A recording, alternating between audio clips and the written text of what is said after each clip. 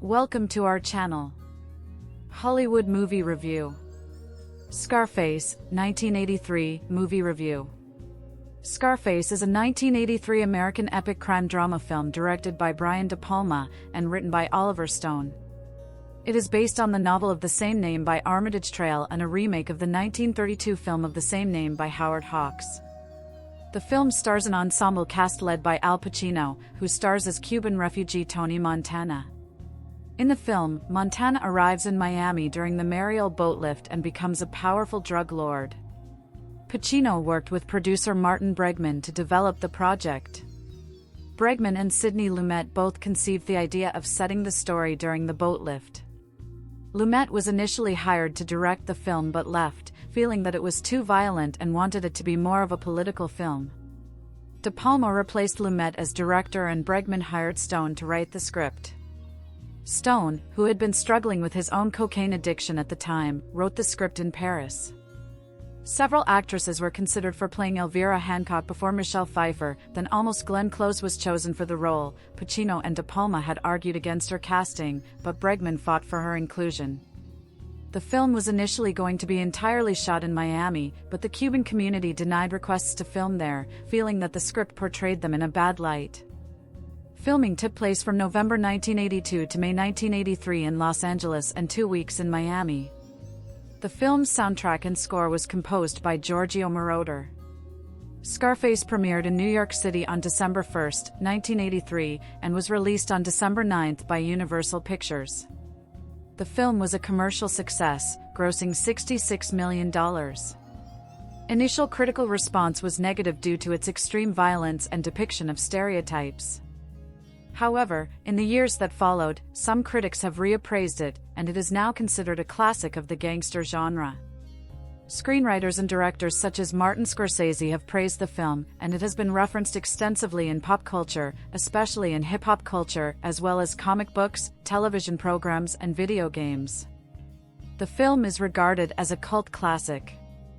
In 1980, ex-convict Cuban refugee Tony Montana arrives in Miami as part of the Mariel boat lift with his friend Manny Ribera and their companions, Angel and Chichi. Miami drug lord Frank Lopez arranges green cards for them in exchange for murdering a former henchman of Fidel Castro. Dissatisfied with their jobs as restaurant dishwashers, Tony and Manny meet with Frank's right-hand man, Omar Suarez, who sends the four to purchase cocaine from Colombian dealers. Tony and Angel are taken at gunpoint. Tony is made to watch as Angel is slaughtered with a chainsaw, before Manny and Chichi rescue him. They kill the dealers and insist to Omar that they deliver the drugs and money to Frank in person, suspecting Omar set them up. Tony and Manny begin working for Frank while Tony is attracted to Frank's trophy wife, Elvira Hancock. Tony visits his mother and sister Gina. Tony gives his mother $1,000, claiming he earns money as a political organizer. Tony's mother is angered by his lie, berates Tony for his criminal lifestyle and kicks him out. Gina runs outside to reassure Tony, and he lets Gina keep the money and walk back inside. Manny expresses attraction towards Gina, but Tony sternly tells Manny to stay away from her. Frank sends Tony and Omar to Bolivia to meet cocaine kingpin Alejandro Sosa. Omar is angered when Tony seeks to negotiate a large deal without Frank's approval. Sosa sends Omar off but keeps Tony behind to watch his men hang Omar from a helicopter, and tells Tony that Omar is a police informant and that Frank has poor judgment for trusting him. Tony says he never trusted Omar. Sosa takes a liking to Tony for his integrity and agrees to the deal, but not before delivering Tony a stern warning to never double-cross him. Back in Miami, Frank is furious at Tony for his unauthorized deal with Sosa and Omar's demise. Severing business ties with Frank, Tony sets up his own cocaine operation and continues flirting with Elvira, further infuriating Frank. Mel Bernstein, a corrupt detective on Frank's payroll, attempts to extort Tony for police protection. Tony confronts Gina, who's making out with a man in a club bathroom. At the club, hitmen seek to assassinate Tony, who escapes with minor wounds.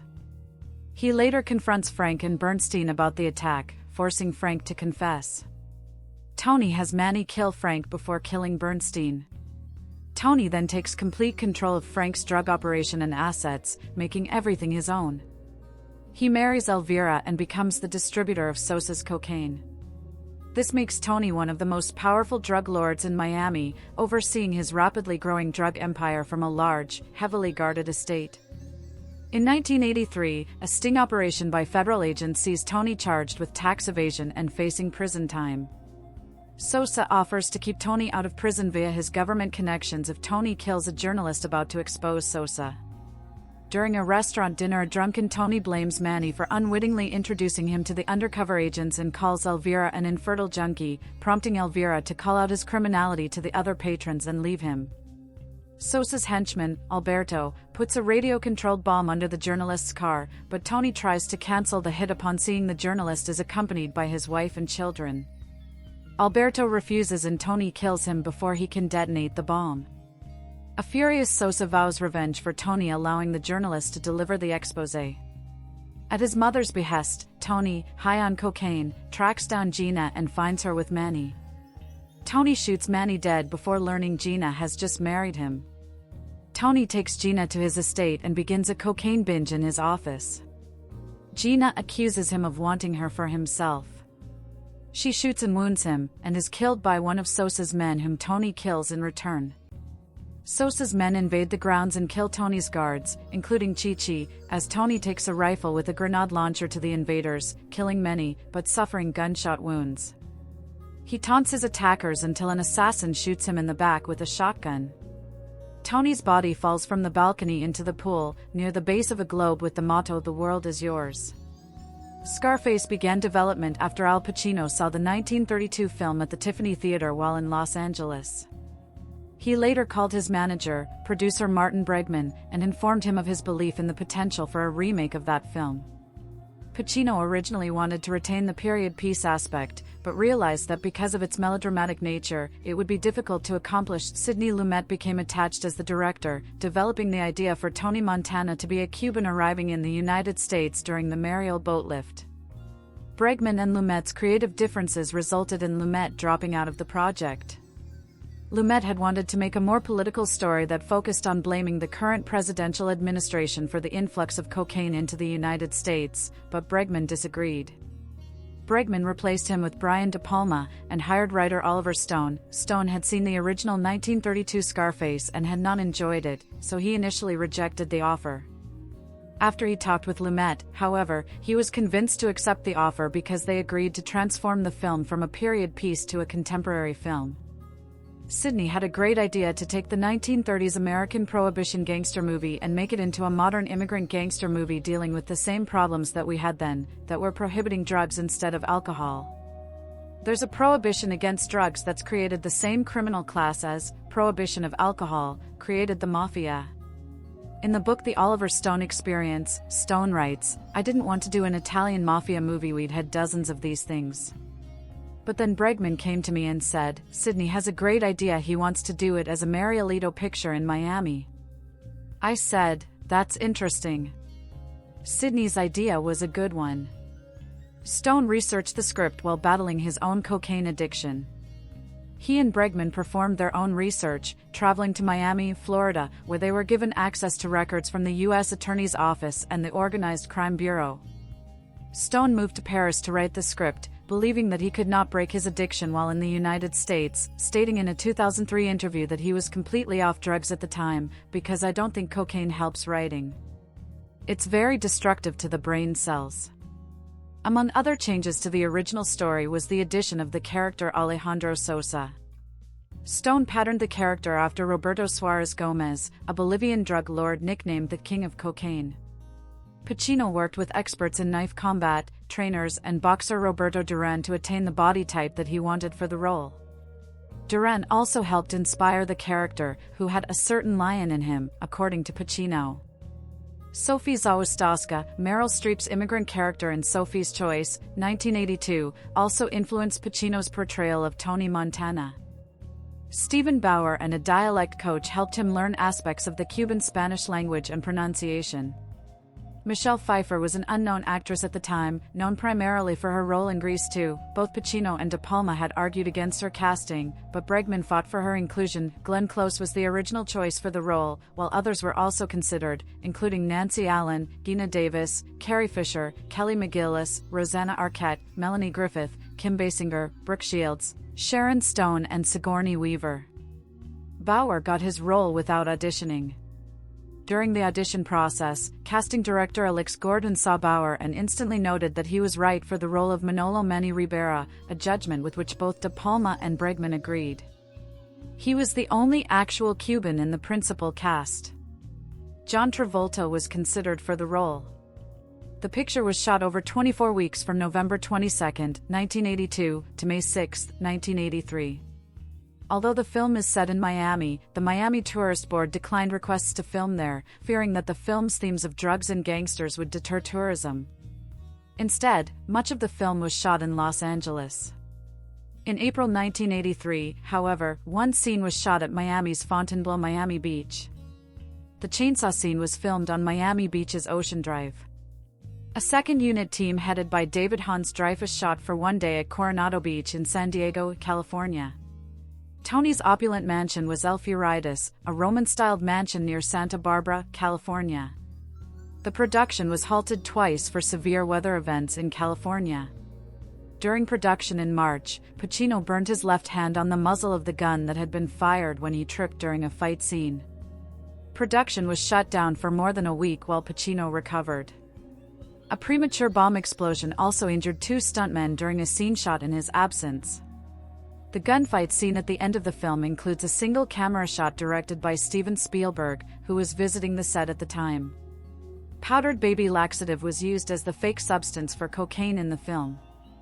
The special effects were performed by Ken Pepiot and Stan Parks. According to De Palma, he arranged for Stone to leave the set because the latter was getting in the way of the former's direction by talking to the actors on the set less than 2 months before the film's release. On October 28, 1983, Scarface was given an X rating by the MPA for excessive and cumulative violence and for language. De Palma had already recut the film 3 times by that point. De Palma stated, "I said I've had it with these people, I'm not taking any more out." Bregman told the New York Times that we have been designated as a pornographic film. Will accept the X rating and appeal. Universal would not release the film with an X rating due to the porn perception and the reduction of ticket sales being from ticket buyers, most newspapers, TV and radio stations, who would not run ads for an X-rated film.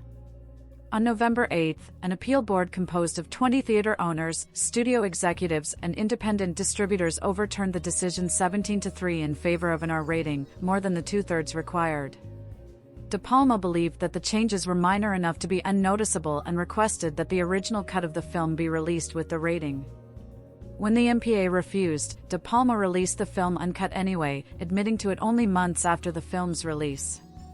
Instead of using popular music from the period in which the film is set, the music in Scarface was produced by Academy Award-winning Italian record producer Giorgio Moroder. Reflecting Moroder's style, the soundtrack consists mostly of synthesized new wave and electronic music. De Palma has stated that he has repeatedly denied Universal's requests to re-release the film with a rap score because he thinks that Moroder's score is perfect. In June 2022, the complete score and soundtrack was released by La La Land Records. Scarface premiered on December 1, 1983, in New York City, where it was initially greeted with mixed reaction. The film's 2 stars, Al Pacino and Stephen Bauer, were joined in attendance by Burt and Diane Lane, Melanie Griffith, Raquel Welch, Joan Collins, her boyfriend Peter Holm and Eddie Murphy, among others. It was given a wide release on December 9. Scarface was initially released by MCA Home Video on VHS. The commercial television version of Scarface premiered on ABC on January 7, 1989. 32 minutes of violence, profanity and sex were removed, as well as much of the dialogue, including the constant use of the word fuck, which was muted after the beginning of F- or replaced with less offensive alternatives. The film received a North American DVD release on the film's 15th anniversary in 1998 for the Signature Collection Laserdisc release of the film, but recycled onto DVD, featuring a non-anamorphic widescreen transfer, a making of documentary, outtakes, trailers, a photo gallery, production notes, and cast and crew biographies. This release was not successful, and many fans and reviewers complained about its unwatchable video transfer and muddled sound, describing it as one of the worst big studio releases out there. The 20th anniversary edition was released on DVD and VHS in 2003, with the DVD selling more than 2 million units in its first week and becoming the best-selling R-rated DVD title. In 2003, music inspired by Scarface, a Def Jam Recordings compilation album, featured songs by various hip-hop artists which either draw direct inspiration from the film or contain subject matter that can relate to the film. Scarface was released on Blu-ray on September 6, 2011, in a 2-disc, limited edition, steelbox package. The set was criticized for its poor picture quality due to usage of an old master created from the DVD release. Disc 2 is a DVD of the 1932 Scarface, featuring a TCM-produced introduction by Robert Osborne and an alternate ending. Bonus features include the making of Scarface documentary and a new retrospective documentary, The Scarface Phenomenon. A special gift set, limited to 1,000 copies, features the Blu-ray set housed in a cigar humidor, designed by humidor craftsman Daniel Marshall. The humidor box set retailed at $999.99. A standard 4K Ultra HD Blu-ray and limited edition set were released on October 15, 2019. The limited edition set contains a specially made statue, a newly remastered transfer and, for the first time on Blu-ray, the 1932 original. There is also a standard set that contains the same 4K transfer and a remastered 1080p disc but does not include the 1932 version. A month later, on November 19, the 1932 original was given its own individual release. The 4K release ports over all of the old special features and adds one new one, which is a reunion special in tribute to the 35th anniversary of the movie's release.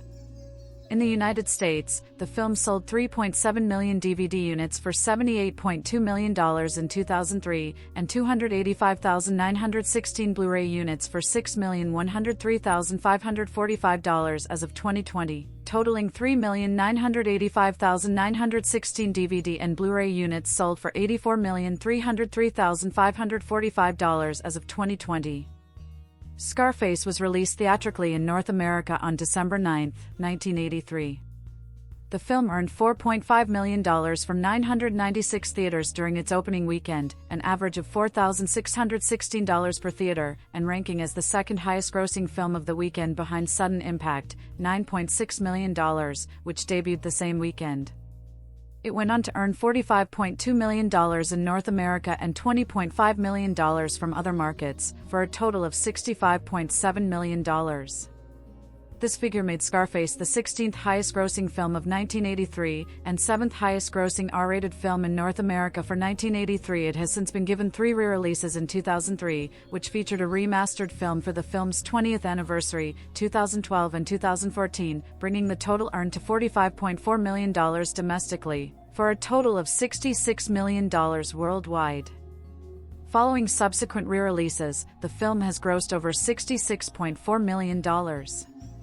In terms of box office admissions, the film sold 14,197,700 tickets in the United States and Spain and 1,067,544 tickets in France and Italy, 250,746 tickets in South Korea, and 195,872 tickets in Germany, for a total of 15,711,862 tickets sold in these territories. Critics were generally negative about Scarface when it was originally released. The film was noted for its violence and profanity. New York Magazine called it an empty, bullying, overblown B-movie. Writers Kurt Vonnegut and John Irving both stated that they walked out after the chainsaw scene. At the middle of the film, Martin Scorsese reportedly said to Bauer, "You guys are great, but be prepared, because they're going to hate it in Hollywood. Because it's about them." In his review for Newsweek, David Anson wrote, "If Scarface makes you shudder, it's from what you think you see and from the accumulated tension of this feral landscape. It's a grand, shallow, decadent entertainment, which like all good Hollywood gangster movies delivers the punch and counterpunch of glamour and disgust."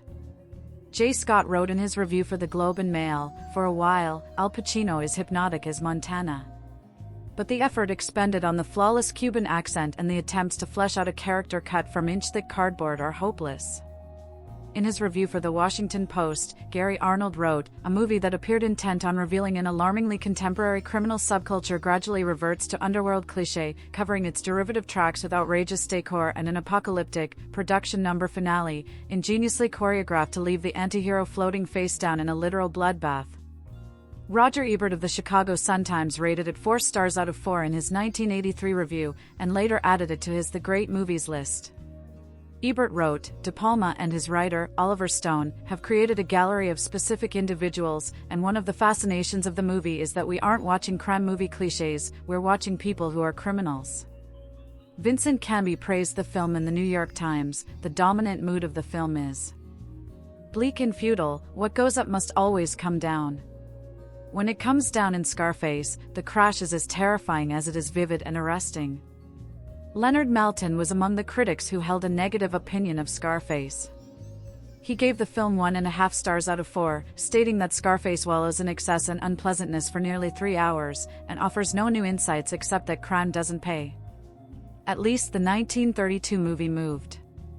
Maltin included an addendum to his review in later editions of his annual movie guide, stating his surprise with the film's newfound popularity as a cult classic.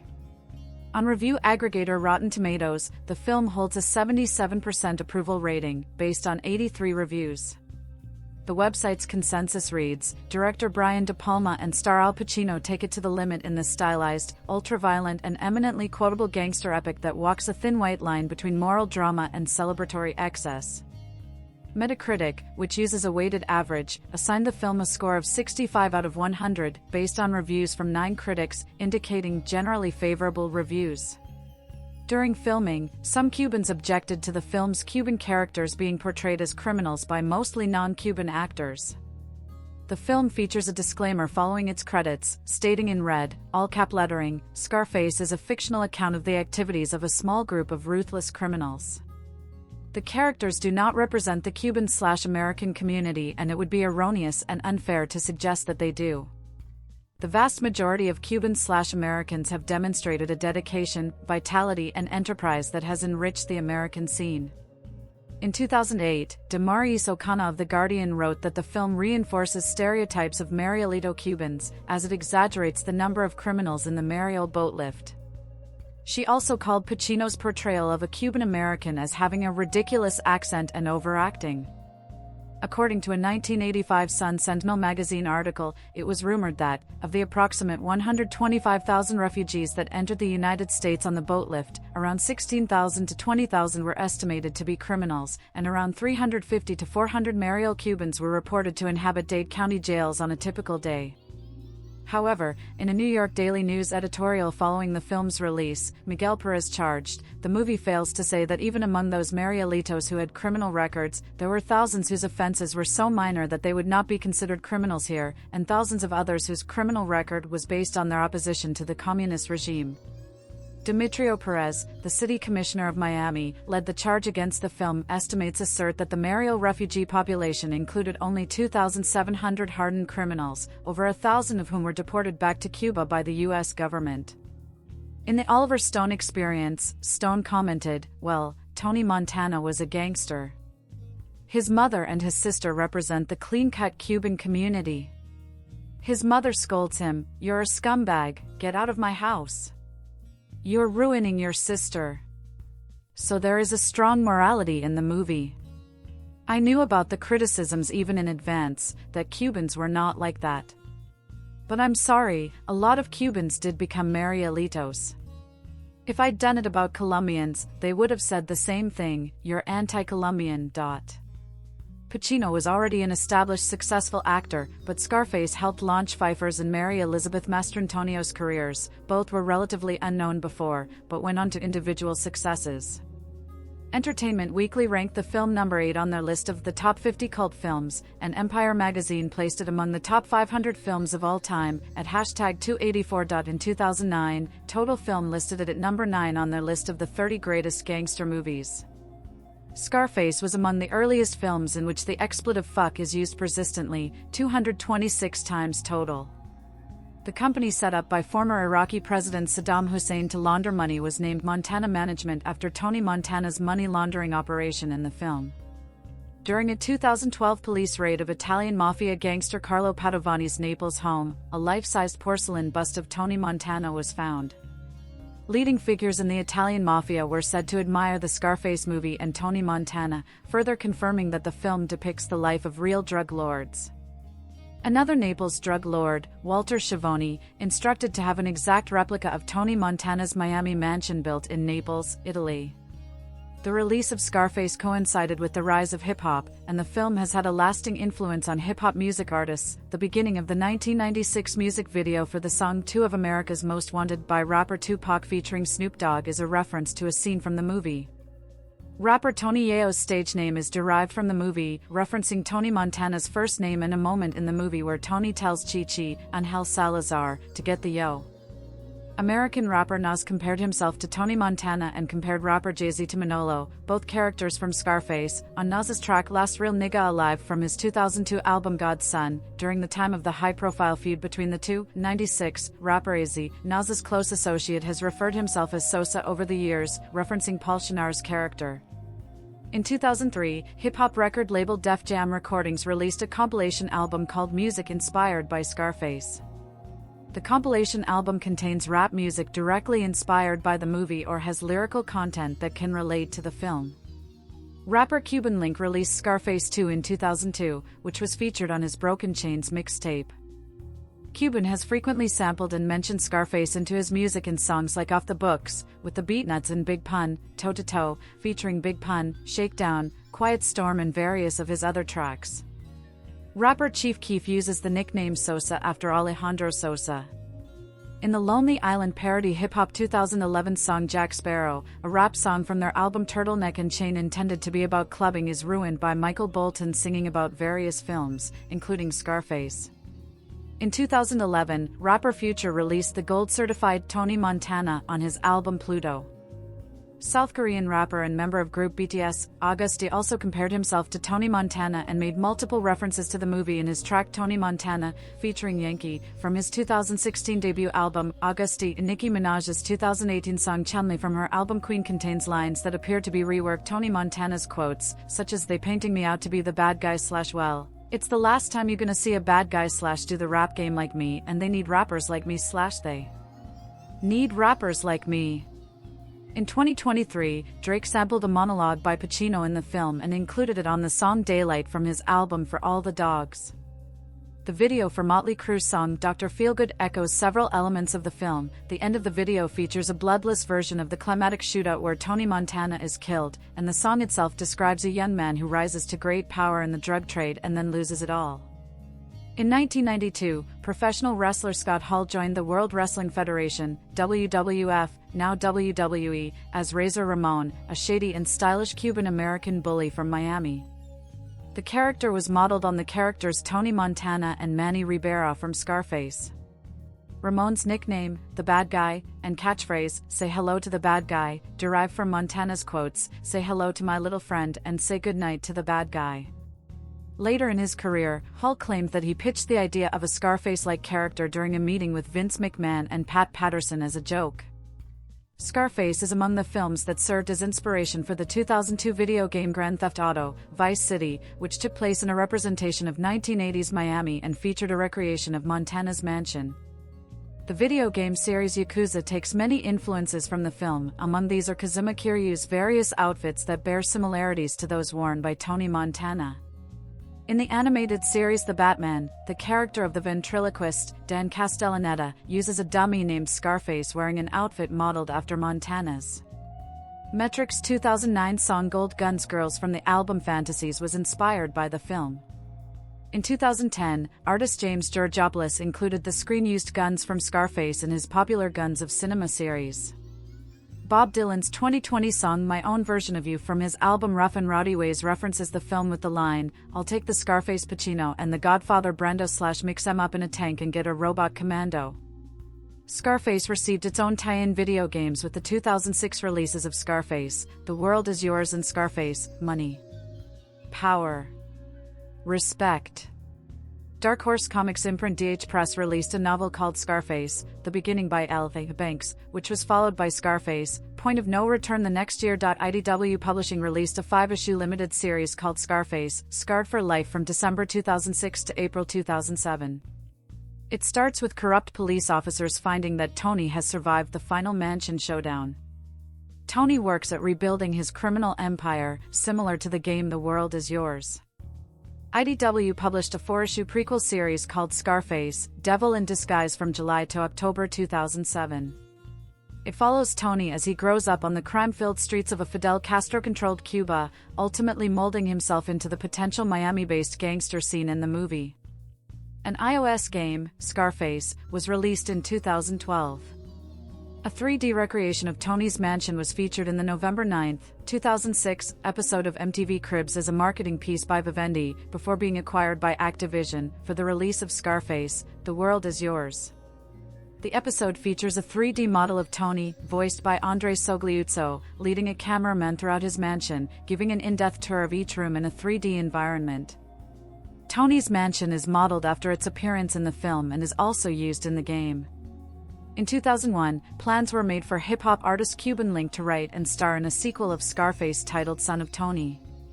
The plans drew both praise and criticism and, after several years, Cuban Link indicated that he may no longer be involved with the project as the result of film rights issues and creative control. In 2011, Universal began developing a new version of Scarface.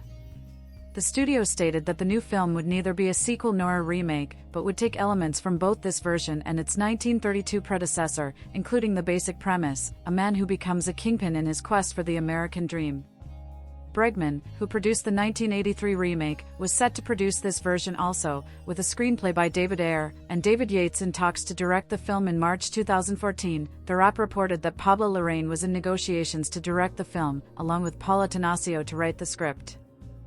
The film's update was going to be an original story set in modern-day Los Angeles that follows a Mexican immigrant's rise in the criminal underworld as he strives for the American dream. Jonathan Herman was set in March 2015 to rewrite both drafts of the script. Antoine Fuqua was hired to direct the film in August 2016, with Terrence Winter to pen the script for the film in January 2017. Fuqua left the project, and Diego Luna was cast in the lead role. The film was initially scheduled to be released in theaters on August 10, 2018, with the film's script written by the Coen brothers. Fuqua was brought back to direct the new film, with Gareth Dunadalcocer rewriting the screenplay. Fuqua again departed the project in May 2020. Instead, Luca Guadagnino signed to direct the film, with the script again confirmed to be by the Coen brothers. By 2023, the status of the film had reached a standstill. In November 2023, Guadagnino told The Hindu that he was no longer attached to the project. In 2025, it was announced by Deadline that Danny Ramirez and Tom Culliver were working on a new adaptation of Armitage Trail's original novel set in the modern day, with Ramirez producing and starring in the lead role. There is almost nothing that audiences seem to love more than instantly recognizable main characters when it comes to movies. People latch onto movies like Raiders of the Lost Ark, Forrest Gump, and The Big Lebowski not only because of the quality of the films themselves, but because of the recognizability and lovability of the characters their stories revolve around. People love a movie character they can do a voice impression of, dress up as for Halloween, quote to whoever's listening, etc. These fictional characters that are so beloved are often the protagonists of their respective films. However, a variety of cinematic antagonists receive similar applause, The Silence of the Lambs and The Dark Knight being two examples of films whose antagonists are perhaps more notable than their protagonists. This is the Hollywood scriptwriting way, to make a clear division between the good-natured characters and the bad-natured characters. Of course, it is completely possible to write strong characters who are decidedly either righteous or immoral, but a smaller, third category of characters that audiences latch onto are those who are not necessarily good, nor are they bad. Crime movies, gangster films in particular, when well made, are good at producing this type of character. There is something distinctly human about some of the characters in gangster films, due to both their involvement in illegal activity and, oftentimes, their strong values of things like family and loyalty. One of the most iconic gangster films ever made, Brian De Palma's Scarface, has a main character who is the perfect epitome of the anti-hero, a term that I think is sort of overused but definitely applies here, someone who is probably not what would normally be referred to as a good person, but captures our attentions nonetheless. Said character would be Tony Montana, Al Pacino, whose name is maybe as recognizable as the Scarface title itself. I watched Scarface very recently and came to the conclusion that it was probably one of the best character study movies I'd seen. Scarface follows the story of Tony Montana, Pacino, a Cuban refugee who comes to Miami in 1980 with the Mariel boat lift. At first stranded in a refugee camp, Montana and his friend/right-hand man Manny, Stephen Bauer, get an offer from drug lord Frank Lopez, Robert Loggia, to murder a Cuban government official in exchange for green cards. They and their buddies carry out the mission and are accepted into the United States. At first, Tony and Manny work low-paying kitchen jobs, but eventually Frank sends his assistant, Omar F. Murray Abraham, to give them another assignment of picking up drugs from some Colombians. The assignment doesn't go quite as planned, but Tony and Manny get the stuff and meet up with Frank. Tony meets Frank's wife Elvira, Michelle Pfeiffer, and later goes to reconcile with his mother, Miriam Colon, and sister, Mary Elizabeth Mastrantonio, the former of whom hates him and orders him out of their house. Soon enough, Frank sends Tony and Omar to meet with Alejandro Sosa, Paul Shinar, a Bolivian drug lord. Omar doesn't make it out alive, but Tony strikes up a deal with Sosa. When Frank hears that Omar is dead and that Tony has made a deal with Sosa without his permission, he gets mad at Tony, who goes and starts his own drug business. Soon enough, Tony finds himself wrapped up in the Miami drug business, complete with shootouts with the competition, addiction, and tax evasion, all the while building his own empire and eventually marrying Elvira himself.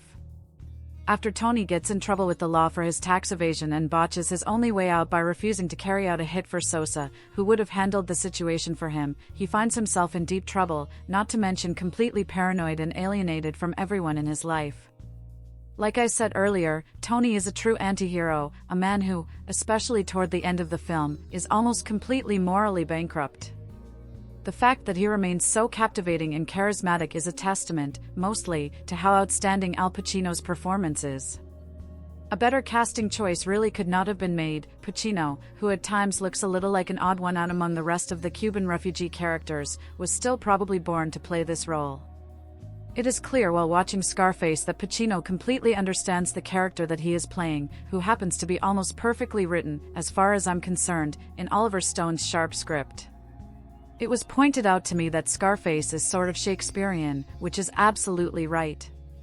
The story follows the rise and inevitable fall of Tony, with a fall so bleak and gruesome that it would probably be accurate to call the whole movie a tragedy. I don't want to spoil it, but the film's ending, which would generally be referred to as unhappy, actually wraps a nice bow tie on the story of a refugee who comes, sees, and conquers in America. The iconic "the world is yours" blimp in the movie is emblematic of what I see to be the message of the film as a whole, which is that the world is yours, but consequences can come with taking what you want. Among other things, Scarface could even additionally be seen as a cautionary tale. Not that becoming a Miami drug lord is something that everyone sets out to do, but it's just a good reminder to do what's smart and moral in order to achieve whatever goals you have for yourself, which I think is a message that never hurts to receive. Any subliminal messages aside, Scarface is an extremely well-made film. I know I probably say it about a lot of movies, but the cinematography here is amazing. It's very noticeable how well the film is shot. The long takes are really impressive. The placement of the characters in the shots is also something that's paid close attention to, which is nice considering that's something typically almost completely neglected in a lot of movies. The 1980s Miami setting is so fitting for Tony's story. In general, Scarface just feels very 80s, with its color palette and vibrant soundtrack. The combination of the film's hazy, almost cozy, nocturnal nightclub vibe and its grim, violent gangster story aspects is brilliant. Another thing I want to compliment about this movie is its set pieces, something I've probably never written about in any review before, now that I think about it. Sosa's vintage-esque South American estate, Tony's enormous red velvet mansion, the neon Babylon club the characters often visit, and more are all very vivid locations that really illuminate the action itself, truly serving the movie. Speaking of serving the movie, I'm not sure I've seen many other films that utilize a historical backdrop as well as Scarface. The opening credits are probably some of the most effective opening credits I've seen maybe ever, really getting me excited for the movie to come by introducing the scenario at hand with a written explanation that ends with, of the 125,000 refugees that landed in Florida, 25,000 had criminal records. Giorgio Moroder's excellent opening theme kicks in, showing the audience some real-life footage of the Mariel boat lift. The whole thing sets up the story beautifully. I don't think I'm necessarily doing a good job of explaining how well done the opening credits are, but just take my word for it that they are. I honestly don't have much to criticize when it comes to this movie. When the movie builds toward its climax, it occurred to me that a big shootout was about to occur, which I realized would be something that maybe someone else would complain about. The movie sort of just evolves into a bunch of shooting, but not me. The final shootout reflects what the whole movie has been building up to, and Tony's character as a whole. The shootout is what has been coming for him since the beginning. It's the final piece that completes his downfall. Scarface's grisly third act and climax actually make for a completely appropriate ending to the story of Tony Montana. It's a story that, despite being derived from another movie, the 1932 version, feels completely original due to its historical context and American dream, the world is yours message. Perhaps said sentiment is why the movie seems to have resonated so deeply with rap musicians, and, as someone who has been a fan of rap for years, this is something I became aware of while watching. The most obvious and blatant example would be the rapper Scarface, whose own excellent deep-cut Born Killer samples the film's "Don't F*** with me" line in its chorus, a song moment that I've always loved. Then there's the Raekwon song, Incarcerated Scarfaces, and the other Raekwon song, Criminology, that samples Tony's final heated dialogue with Sosa in its opening few seconds. And then you've got the classic and timeless early 2010s trap staples Tony Montana and Love Sosa. There are probably tons of other examples I'm forgetting, and yes, I know I write movie reviews and not about music, but come on, I couldn't help but notice all of this. Like I was saying earlier, some movies just really resonate with people, and an iconic character can really make that a reality. The world of hip-hop isn't alone in taking a liking to Scarface. The movie is considered a true classic, and for good reason. I remember one time I saw a guy walking down the street with a Scarface poster t-shirt on, with half the shirt white and the other half black. It was a terribly designed shirt, honestly. But it proves my point, which is that good characters resonate, and Tony Montana is a perfect example. Scarface is an extremely and consistently entertaining movie despite its runtime, one that also leaves you plenty to think about. For Tony, becoming a drug lord was his way of achieving the American dream, but it came at a cost. Certainly there are plenty of other ways of achieving such, but what if they, too, come at a cost? Is there a common cost that everyone goes through, or do some American dreams have price tags while others don't? Maybe these are the questions Scarface poses, maybe they're just the questions that I've taken away from it, and maybe I'm just rambling, but either way, Scarface is absolutely a must-see film. With some gangster movies, the Godfather films in particular, I recognize them as very well-made cinema, and like them for sure, but don't really love them or have any real attachment to them. I think it's safe to say that I really do love the movie Scarface. It's the type of movie that, if it gets brought up, I'll go, yeah, I love that movie, instead of just yeah, classic. I strongly recommend this movie. I can't quite decide between an A or an A+ as a grade, so I'll just leave that up in the air. Go watch it and decide for yourself. Me, I want what's coming to me. What's coming to you? The world, Chico, and everything in it. Brian De Palma's Scarface rises or falls with Al Pacino's performance, which is aggressive, over-the-top, teeth-gnashing, arm-waving, cocaine-snorting, scenery-chewing, and brilliant, some say, while others find it unforgivably flamboyant. What were Pacino's detractors hoping for? Something internal and realistic? Low-key? The Tony Montana character is above all a performance artist, a man who exists in order to gloriously be himself. From the film's opening shots, in which he is one more disposable Cuban ex-con in a Florida detention center, his whole drive is to impress his personality and will on others. He begins with no resources or weapons, except for his bravado, and fakes out more powerful men simply by seeming dangerous and resourceful. His act is a bluff, so there is no sense in underplaying it. Montana is one of the seminal characters in modern American movies, a character who has inspired countless others. If the crime expert J. Robert Nash is correct, and American gangsters learned how to talk and behave by studying early Hollywood crime movies, then Scarface may also have shaped personal styles. There is even a documentary on the new Scarface DVD about the movie's influence on hip-hop performers.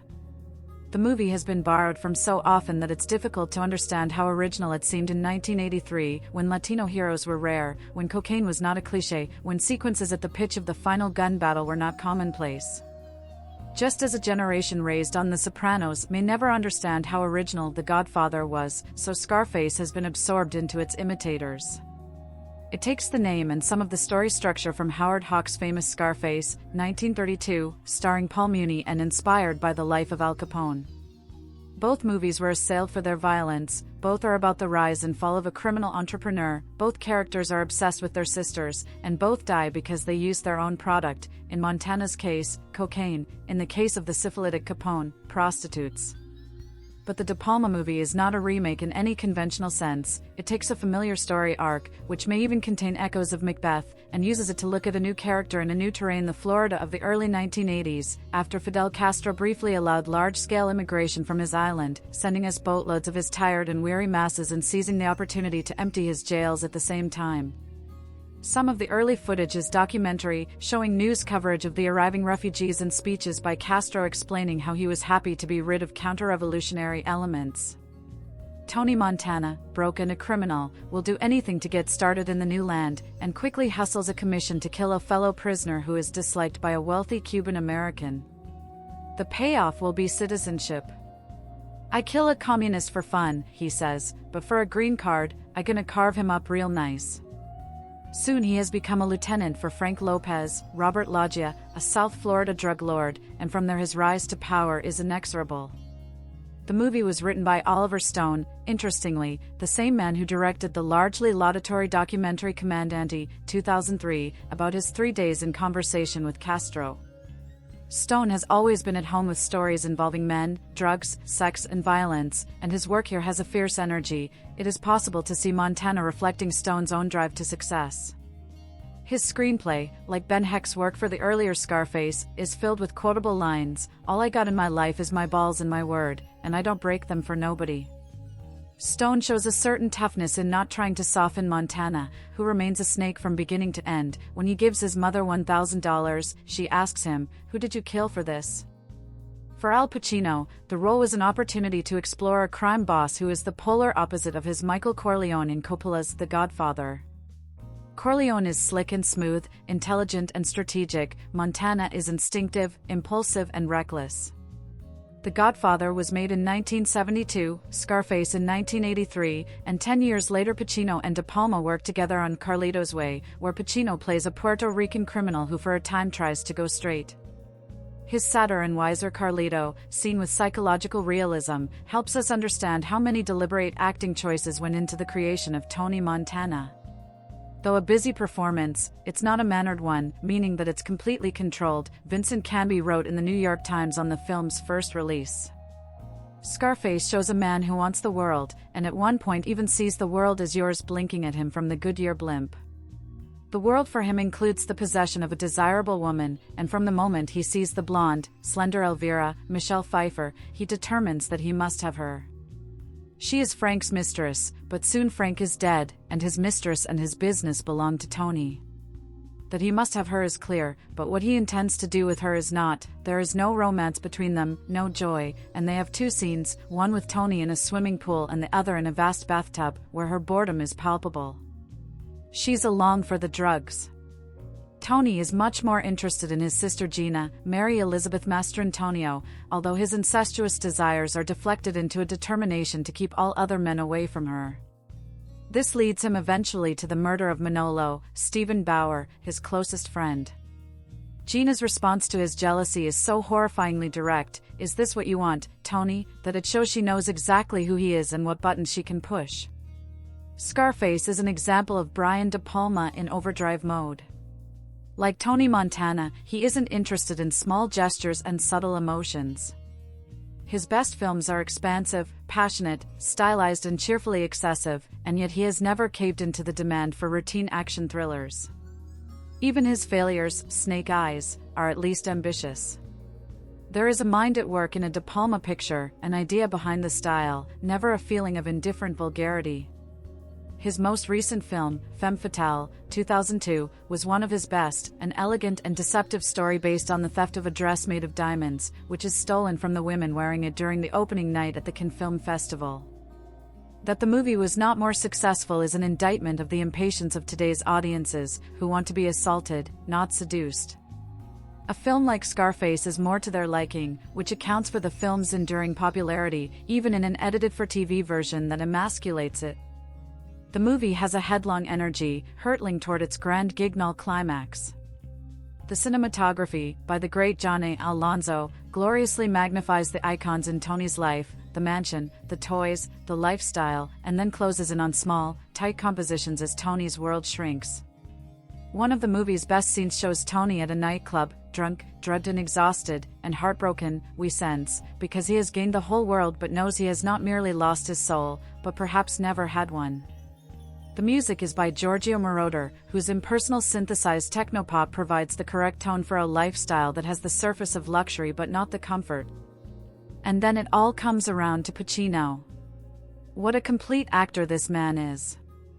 He can play big or small, loud or soft, tireless or exhausted, always as if it's the only note he has.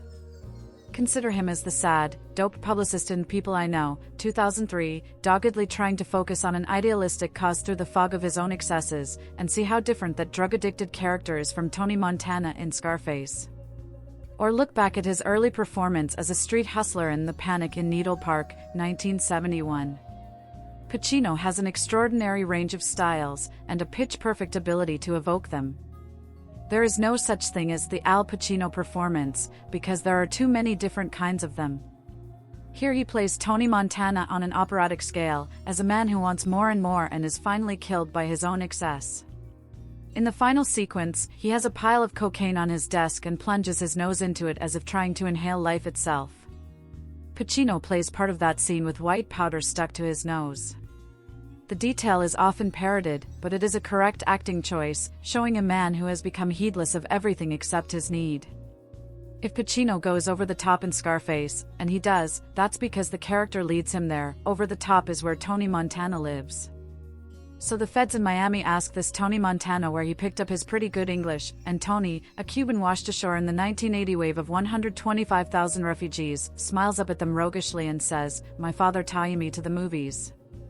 I watch the guys like Humphrey Bogart, James Cagney, I learn how to SP from those guys. I lee those guys." To each his own American dream. Tony, Al Pacino, and his pal Manolo, Stephen Bauer, have different takes on that vision. Manny has a modest, ranch house version, "I'd like my own blue jeans with my name written on chicks' asses." Not Tony, he thinks big. "I want what's comin' to me, the world and everything in it." With equal measures of charm and cojones, Tony will get to live out his Hollywood gangster scenario of underworld power, finally earning a couple $100 million a year as the coke czar of South Florida. And then, like any penny anti-public enemy who ever lurched across the big screen, Tony Montana will get what's coming to him. Boom! Another artist of atrocity, Brian De Palma, took notes from the Hollywood Siren too. Much of his cinematic vocabulary comes straight from the old masters, the razor-slick strategies of a Hitchcock murder sequence, the sass and spitfire of a Howard Hawks comedy, the swooping voyeurism of a Vincente Minnelli crane shot. Here De Palma applies his film school expertise to Oliver Stone's script to fashion a big, bloody, entertaining tragicomedy that functions both as tabloid journalism, the rise and fall of a drug king, and as cautionary fable. Tony Montana may be exterminated by the hired guns of a rival narcotics boss, but he is effectively dead long before that, fallen not into the gutter but face down in a candy mountain of cocaine. He had broken the crime lord's first commandment, don't get high on your own supply, and become a zombie before the first machine gun blast ever hit him.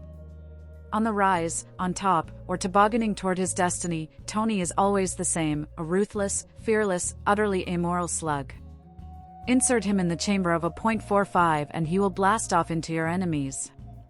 Cross him and cross yourself, he will perform your last rites just for fun.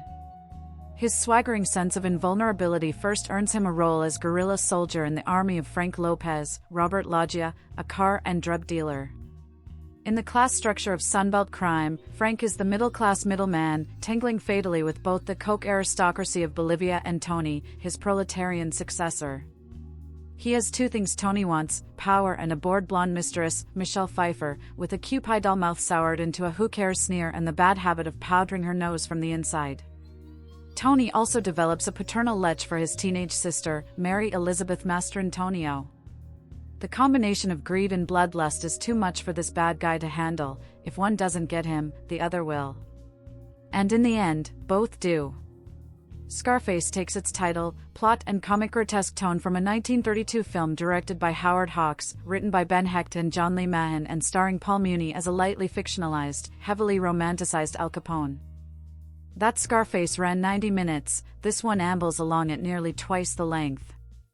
The first film has a screwball comedy briskness that made Tony an outsized monster, a festering lesion on the body politic, without stopping more than once or twice to spell out social message. The new Scarface is at bottom a bitter comedy about the perils of drug abuse, and De Palma directs his actors to play at the pitch of gross grandiosity but at the pace of a chamber drama. Perhaps De Palma and Stone had aspirations of godfatherhood, an operatic overview of the nation's immigrant black princes, a meticulous dissection of the relationship between crime and big business, a celebration of the American power ethic, a warning against corporal or corporate abuse. But Scarface lacks the generational sweep and moral ambiguity of the Corleone saga. At the end, Tony is as he was at the beginning, his development and degeneration are horrifyingly predictable, his death evokes not fear or pity, but numb relief. If Scarface falls short of justifying its running time or its ambitions, it is still exhilarating for its vigor and craftsmanship. Visual consultant Ferdinando Scarfiotti has designed the film in a kitsch-glitz riot of evocative colors: gold, for money, white, cocaine, red, blood, and black, death. As Tony vaults up the ladder of excess, his bad taste escalates as well. He trades in his yellow caddy with the tiger skin upholstery for a $43,000 gray Porsche. His favorite hangout, the Babylon nightclub, is a gaudy erechtheum stocked with black naugahyde banquettes, pink and blue ribbons of neon, black marble toilet stalls, and mirrors everywhere. The mansion of Tony's dreams boasts an Olympic-sized bathtub. In the foyer, statues of the Three Graces support a huge gold globe bearing the legend "The world is yours." Through this underworld, Pacino stalks like a panther. He carries memories of earlier performances, the bantam bombast of Dog Day Afternoon, the nervous belt tugging from American Buffalo, the crooked arm from his Broadway Richard III, but creates his freshest character in years. There is a poetry to his psychosis that makes Tony a figure of rank awe, and the rhythm of that poetry is Pacino's. Most of the large cast is fine, Michelle Pfeiffer is better. The cool, druggy wasp woman who does not fit into Tony's world, Pfeiffer's Elvira, is funny and pathetic, a street angel ready at any whim to float away on another cocaine cloud. Only Elvira escapes Scarface alive, every other character goes down in a hailstorm of bullets.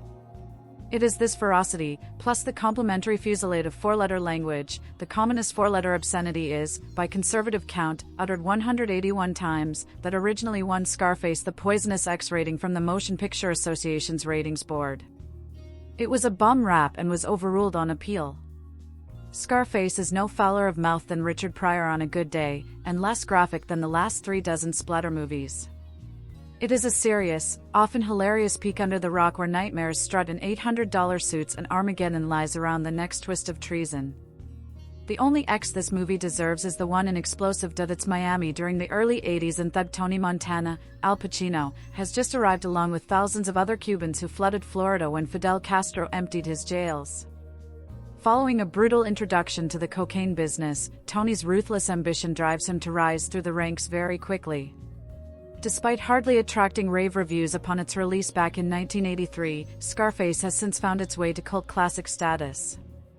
And yet, though iconic enough to ensure its posters have become staple decorations of student bedrooms everywhere, a rewatch doesn't reveal an unfairly judged masterpiece, it shows a flawed epic lacking in heart.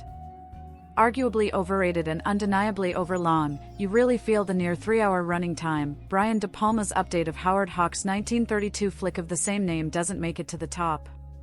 While keeping the skeleton of Hawks' old-school original, De Palma makes some defining changes, most notably the shift-form Depression-era Chicago to 80s Miami. As such, at times it's like we're watching Miami Vice on steroids, all garish threads, cringy retropop accompanied by Giorgio Moroder's synthy score. Of course, the complete overload of style, everything here is black, red and white or a combination, could be a dig at 80s excess, but it all feels more dated than generation capturing. Still, while lacking in substance, De Palma and screenwriter Oliver Stone at least give us something to chew on as they tackle the pitfalls of American Dream. Going from sweaty immigrant dishwasher to suit-clad money-flashing cocaine lord, Tony gets the cars, money and women he so badly wanted, and then doesn't know what to do with them. It's not particularly moving or sympathetic stuff, but at least it's an attempt at depth. There's a few memorable scenes: the shower chainsaw, the always quoted "say allo to my little friend, but it's Pacino you'll take home with you." Decent support is provided from the likes of Michelle Pfeiffer, the Ice Queen accessory, Mary Elizabeth Mastrantonio, the big-haired little sis, and Robert Loggia, the boss to be overthrown, but Elle blows them all away. Detestable and frequently over-the-top perhaps, his edgy, always on the verge of erupting Tony Montana is magnetic to watch. No wonder all those students put him on their wall. Much loved and featuring an iconic showing from Pacino, yes, but Scarface is still an overrated and extremely dated gangster yarn. Try Carlito's Way instead. The vast majority of people my age have seen Scarface at least once. In many ways, it's the adult equivalent of having seen the Star Wars saga, or for the later generations, the Lord of the Rings trilogy. It's considered to be the meaner little brother of the Godfather movies in contemporary culture. What fascinates me about Scarface is that it's one of these movies that keep coming back in cinema discussions that no new crime drama seems ever be able to top. It's a movie that has achieved sanctity in the eyes of movie lovers. There is a couple reasons why Scarface transcended its status and became somewhat of a cultural rite of passage, which I'm about to get into. If you've never watched Scarface, you need to know that it's a spiritual remake of Howard Hawks' 1932 movie of the same name. Director Brian De Palma dedicated the movie to his iconic colleague. It's about a Cuban refugee named Antonio Montana, Al Pacino, who found his way to the U.S. during the now infamous Mariel boat lift, where over 125,000 criminals and mental health patients were shipped to the U.S. by Fidel Castro. Montana has nothing when he first set foot in America, but he's willing to do just about anything to achieve HIW's own vision of the American dream. Did I mention Montana is a little bit of a psychopath? Once he get a little traction in Miami, American will get way more than it bargained for by blindly accepting him in. Scarface strikes me as the first historical example of a movie where the bad guy wins, but where you're also supposed to root for him. If the movie had been written by nobody less twisted than Oliver Stone, the protagonist of Scarface would have been Tony Montana's best friend Manny Ribera, Stephen Bauer, who's tough but kind-hearted and in love with Tony's little sister Gina, Mary Elizabeth Mastrantonio. He's far more of a classic protagonist than Tony, who, over the length of Scarface, manages to stab a middle-aged man in the gut, coldly witness the spectacular execution of one of his co-workers, force a woman who doesn't love him into marriage, declare war to a dangerous coalition of international criminals, pour mountains of cocaine on his office in order to sniff it, and many more awesome things a classic protagonist wouldn't do. Of course, like most groundbreaking films, Scarface wasn't a darling with the critics. It was called an empty, overblown and bullying B-movie. Well, it's not the first case of movie critics striking out on a future iconic movie. The potency of Scarface is liberating, because it's not a slave to the rigid scenario structure we're still subjected to nowadays. It's also kind of easy to love. The cinematic language of Scarface is not difficult. It's a rather straightforward yet grandiloquent movie that vaguely resembles a Greek tragedy and whose only subtlety is to criticize the concept of the American dream when it wasn't cool to do so, through the use of symbolism. Tony Montana's a bad guy, but Scarface, the movie, is a rebel, and everybody loves a rebel, right? It's not a really groundbreaking thing to love Scarface anymore. It's undoubtedly an amazing movie. One that kicked doors down for storytellers around the world. We wouldn't have had a Breaking Bad without Scarface. It's bound to be forever beloved by anybody who likes cinema at least a little, and who doesn't have overbearing morals. I love that movie, although it doesn't exactly make me special. Your friends who still have a DVD collection in the age of Netflix probably all have a copy of the movie. Scarface is an iconic film in history for both its brash rebellion against Hollywood's rigid storytelling standards and its adult take on success and achievement. People love Scarface for the same reasons that it feels obscenely good to say fuck you to someone's face, while Al Pacino is rightly lauded in the critically acclaimed Godfather trilogy as quietly menacing Michael Corleone. I think his spectacular performance as Tony Montana in Scarface, 1983, is nothing short of cinematic gold. Tony Montana is a monster symbol of 1980s excess and neo-capitalism. A product of social deprivation and Cold War division. In this world, greed is not just good, but a driving force behind an evil empire which believes the extreme is only halfway. Tony Montana is small in size but big on gesture, color and voice, both an anti-hero and villain for the 80s era. Moreover, for me, Tony Montana is the most iconic gangster ever committed to celluloid. With a combustible screenplay written by Oliver Stone, Scarface, 1983, is a cocaine-driven and incendiary viewing experience. Stone himself is reported to have been battling cocaine addiction while writing it, and this shows in the over-the-top world on screen. Everything is ramped up to 11, including the violence, shouting, swearing, shooting, politicking, drug-taking, sex, killing, avarice, money-making and corruption. There isn't one redeemable character in the whole film. Everyone is corrupt. Actually, Tony's mother tries her best to stay away from the darkness that follows Tony. His sister Gina, Mary Elizabeth Mastrantonio, seems pure, but is ultimately drawn into Tony's incestuous glue, precipitated by her dangerous liaison with Manny, Stephen Bauer. Directed with operatic and kinetic power by Brian De Palma, I have to say that Scarface, 1983, is probably my favorite gangster film of all time. That isn't to say it's the best. That is Scorsese's masterpiece Goodfellas, 1990. But I just love this film because De Palma and Stone and Pacino revel in excess, violence, and tragedy. It also contains some very dark humor too. Tony Montana is horrific, but also very funny. Giorgio Moroder's brooding synthesized score pox the Miami streets, clubs, beaches, Bolivian bolt holes, and in the final hour, Tony's fortified mansion. I love the artificial backdrops featuring palm trees and sun because their fakeness symbolizes the delusory world of the characters. Indeed, even the back projection shots used when driving add to the illusion. The characters' business foundations are built on white sand, a powder which ultimately blows away in the wind. De Palma is the best director of a cinematic set piece since Hitchcock. That isn't to say he's the best director ever per se, but rather someone who just creates so many well-conceived and memorable scenes. The infamous chainsaw scene, the killing of Frank, Robert Loggia, Tony's bitter monologue in the restaurant, and the explosive "say hello to my little friend" ending are just a few of the jaw-dropping moments in this epic crime drama. De Palma also gets incredible performances from all the cast. Pacino obviously blows the doors off as the tough, paranoid, angry, greedy and hyperbolic Montana. The then, mostly unknown, Michelle Pfeiffer is equally impressive as the coke-fueled ice queen, Elvira, who becomes Tony's vampiric and soulless wife. Stone's scenery-crunching script obviously owes much to the original film version of Scarface, 1932, co-written by, among others, W. R. Bennett and Ben Hecht and directed by Howard Hawks. The structure is remarkably similar, charting the rise and fall of the political refugee from Cuba, Tony Montana.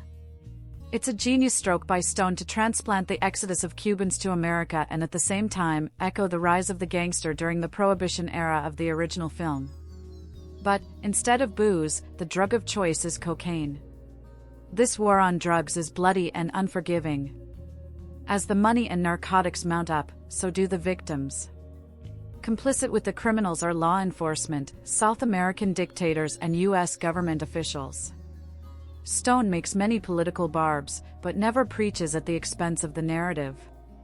Capitalism, the law and American foreign policy has never been more ruthless than here in Scarface, 1983.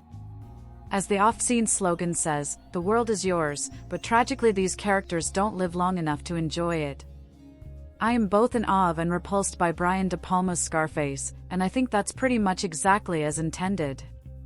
This is De Palma doing a 1930s gangster movie, not just the 1932 Howard Hawks film it is remaking for a 1980s context, but also James Cagney pictures of the same period, like 1931's The Public Enemy, and dialing up every single element way past 11, to make one of the most flagrantly excessive movies of all time.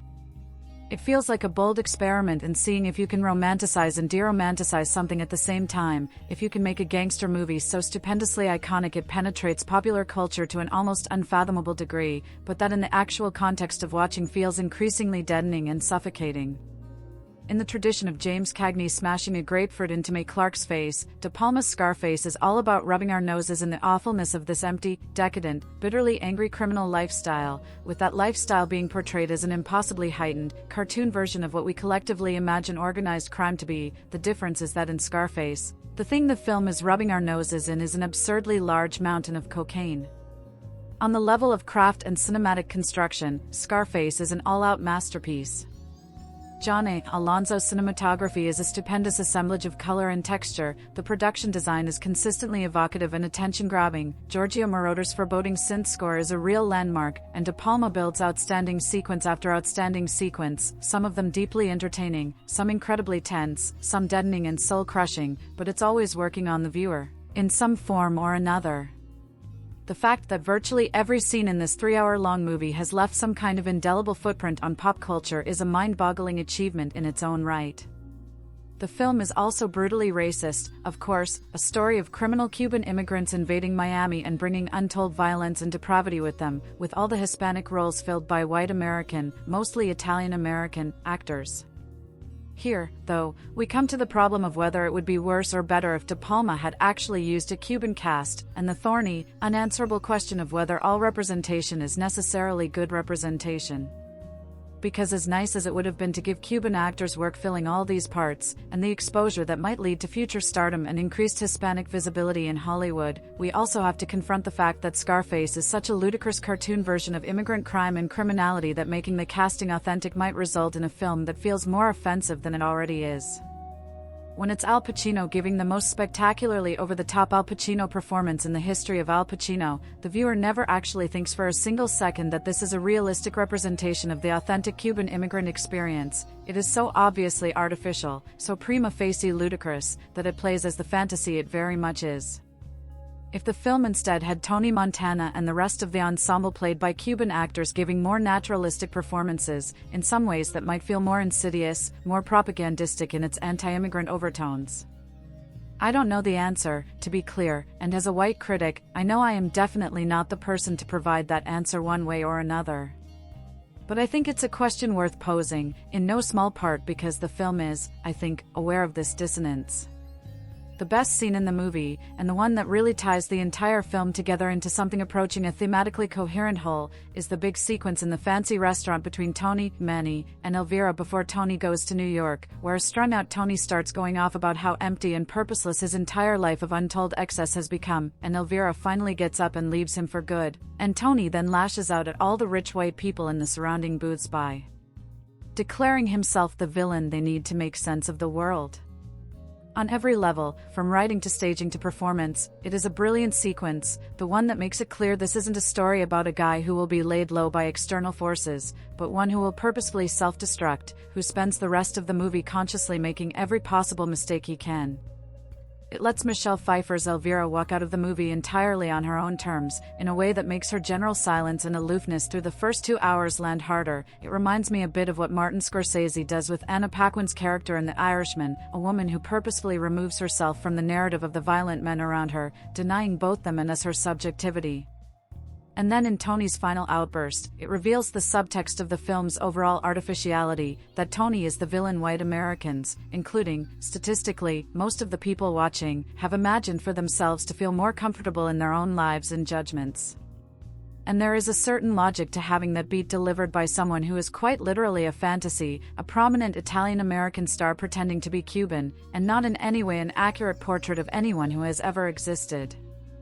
There is a potency to the way the sheer cartoonish scale of Pacino's balls-to-the-wall performance pays off here.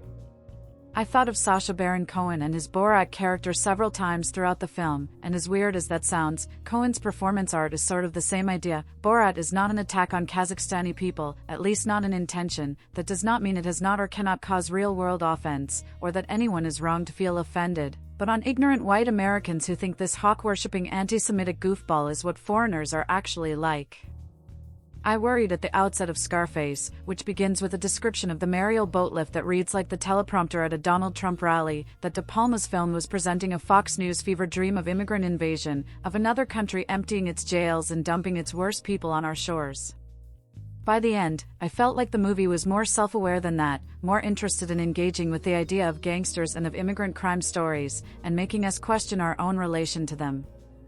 That's where you have to bring back the 1930s gangster picture. Scarface is inspired by back into the conversation. Those films weren't at all accurate portrayals of organized crime, and they also grew out of fears of migrants coming to America and turning to criminality. The Public Enemy is technically a pre-code film, and got away with scenes and images that would have been impossible in just a few years once Joseph Breen started enforcing a rigid Catholic vision of morality on all Hollywood cinema, but it has its straightforwardly moralizing opening and closing text, and brutal shock ending with the reveal of Cagney's dead body, for a reason. There was a belief that you could not let audiences walk out of the theater romanticizing or wishing to imitate this lifestyle. If the criminal protagonist was going to run free on screen for 90 minutes, he had to be dead or in jail by the end to make sure audiences got the message. Scarface operates on the same logic, to a degree, but expands it out in every direction. The film and each of its component parts has all the subtlety of a sledgehammer. It isn't 90 minutes long like the original Scarface or The Public Enemy, but 3 full hours. Where those films had moments considered shocking and scandalous in their day, like the aforementioned scene of Cagney abusing Mae Clark with a grapefruit, Scarface makes sure to include at least one moment of equal or greater impact in each and every scene. It is a nuclear accelerationist version of the gangster film, going big and brash and offensive in every direction, making Tony Montana the biggest piece of shit to ever grace the silver screen, but also, like every gangster movie, framing him in just enough of an iconographic way to make him worm his way into the collective unconscious, to the point that we both despise him and want to be him, are deadened and disturbed by the film's violent, destructive grind, but also wholly enraptured by it. The other moment that most clearly tells me De Palma, screenwriter Oliver Stone, and all involved knew what they were doing in their critique of this genre is when Gina, Tony's sister, confronts him before the final shootout, daring him to sexualize her before shooting him in the leg. The violent, possessive jealousy Tony exhibits towards Gina throughout the film is of course a standard of the genre, and a trope of masculinity in Hollywood present in all kinds of films for the last century, but here, De Palma makes the subtext text and, again, rubs our nose in it. If this guy doesn't literally want to fuck his sister, and he probably does, given the way their every interaction is staged, he at the very least doesn't want anyone else to fuck her, wants to claim her sexuality entirely for himself, and be the one who chooses whether or not that sexuality is ever acted upon. And of course, it is all irrevocably tied up in violence. There is something really startling about letting Mary Elizabeth Mastrantonio play that moment, to ultimately give her the power not just to stand up to her monstrous brother, but to hold up a mirror and force him to look at what he is and what he has done. And that mirror is, by extension, held up to the audience, too. Scarface is a film absolutely self-aware of how overwhelmingly ugly it is, even as it knows all the buttons to press to entertain, titillate, and fascinate us. It is a cornucopia of the worst parts of ourselves laid bare in an all-you-can-eat buffet prepared to taste delicious and to then make us violently ill. If one did somehow come away from this movie with an easy, simple reaction, that person would be watching it wrong. The film exists to challenge. It's no surprise to me that Martin Scorsese became a champion for Scarface when its early critical reaction was so mixed and controversial, because as much as it is indebted to Scorsese's own revival of the crime drama in the 1970s, the film is also an obvious inspiration on Goodfellas and The Wolf of Wall Street, 2 movies that are similarly built on the contradictory impulses of making an amoral lifestyle look appealing while damning the viewer for letting themselves be appealed to. Scorsese does a cleaner job of it, a more coherent and respectable job, but I'd be prepared to guess he himself would admit there's something even more honest in just how uninhibited Scarface is, how messy and ugly and over-the-top his component parts are, and how the whole is irreducible to any one-line takeaways. Whatever else you might say about it, Scarface is undeniably potent. It is a cinematic Molotov cocktail, concocted to explode on impact and leave flaming wreckage in its wake. I don't know what, exactly, to do with it, but I am fascinated and compelled by its existence, by its role in the last 40 years of pop culture, by the adeptness with which it both indicts and entertains. It is the cinematic equivalent of the mountain of cocaine covering Tony's desk at the end of the movie. Inhaling it will make you experience new sensations and indulge in carnal pleasures your everyday inhibitions would otherwise prevent, but you are going to feel incredibly sick afterwards, and the more time you spend snorting, the worse it's going to feel. A year after Blowout, Brian De Palma loosely remakes the 1932 film of the same name, and this time his script is penned by Oliver Stone. Al Pacino and Stephen Bauer play the leads of this passionate but powerful movie. With a historical background, the life of Tony Montana, a ruthless Cuban refugee, is narrated to us. The main plot of the movie appears to be modeled on a Greek tragedy, where fate ultimately wins. But if we apply A.C. Bradley's idea of character is destiny, the movie seems to be a Shakespearean tragedy. Similar to the life of Tony Montana, the film begins passively, rises steadily, reaches the crisis narrowly, and falls into the end mercilessly. But what makes this movie different from other gangster movies is that here we see the values and passions behind the blood-stained faces of darklings and drug lords. Graphic sexual language and bloody violence have forced the MPAA to give in or for this movie. The director and writer can pride their finished product, which has come out like a red pearl from a Red Sea. The movie jumps out of the hat with a few archive videos regarding Fidel Castro's Mariel boat lift and the migration of Cubans to Florida, USA. We are being indoctrinated that 25% of those migrants have criminal records. Tony Montana, Al Pacino, and his close friend Manny Ribera, Steve Bauer, enter the scene when they are inquired by the officials in Florida because of their criminal records. Soon they are thrown into Freedom Town, where Cuban refugees without green card live. Very soon Manny pulls Tony into the assassination of Cuban communist Emilio Rebenga, which gets them green cards and opens their gates to America. Tony and Manny start working in a fast food shop, but Tony is seen disgusted about it. Once again Omar Suarez, F. Murray Abraham, who gave them the Kill Rebenga project, meets the duo for another drug deal as per which they have to collect cocaine from a Colombian dealer named Hector the Toad. In their very first meeting itself, Tony and Omar rub shoulders with each other, but Manny puts them off and convinces Tony to take up the task.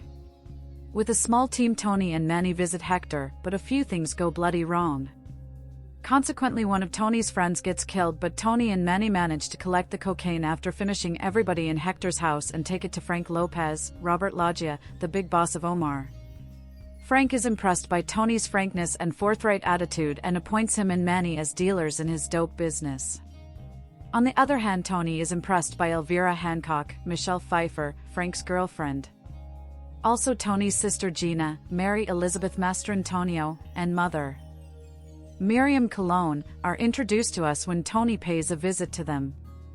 Everything in Tony's life changes when he takes off to Bolivia to meet Alejandro Sosa, Paul Shinar, a drug lord, as a representative of Frank, along with Omar.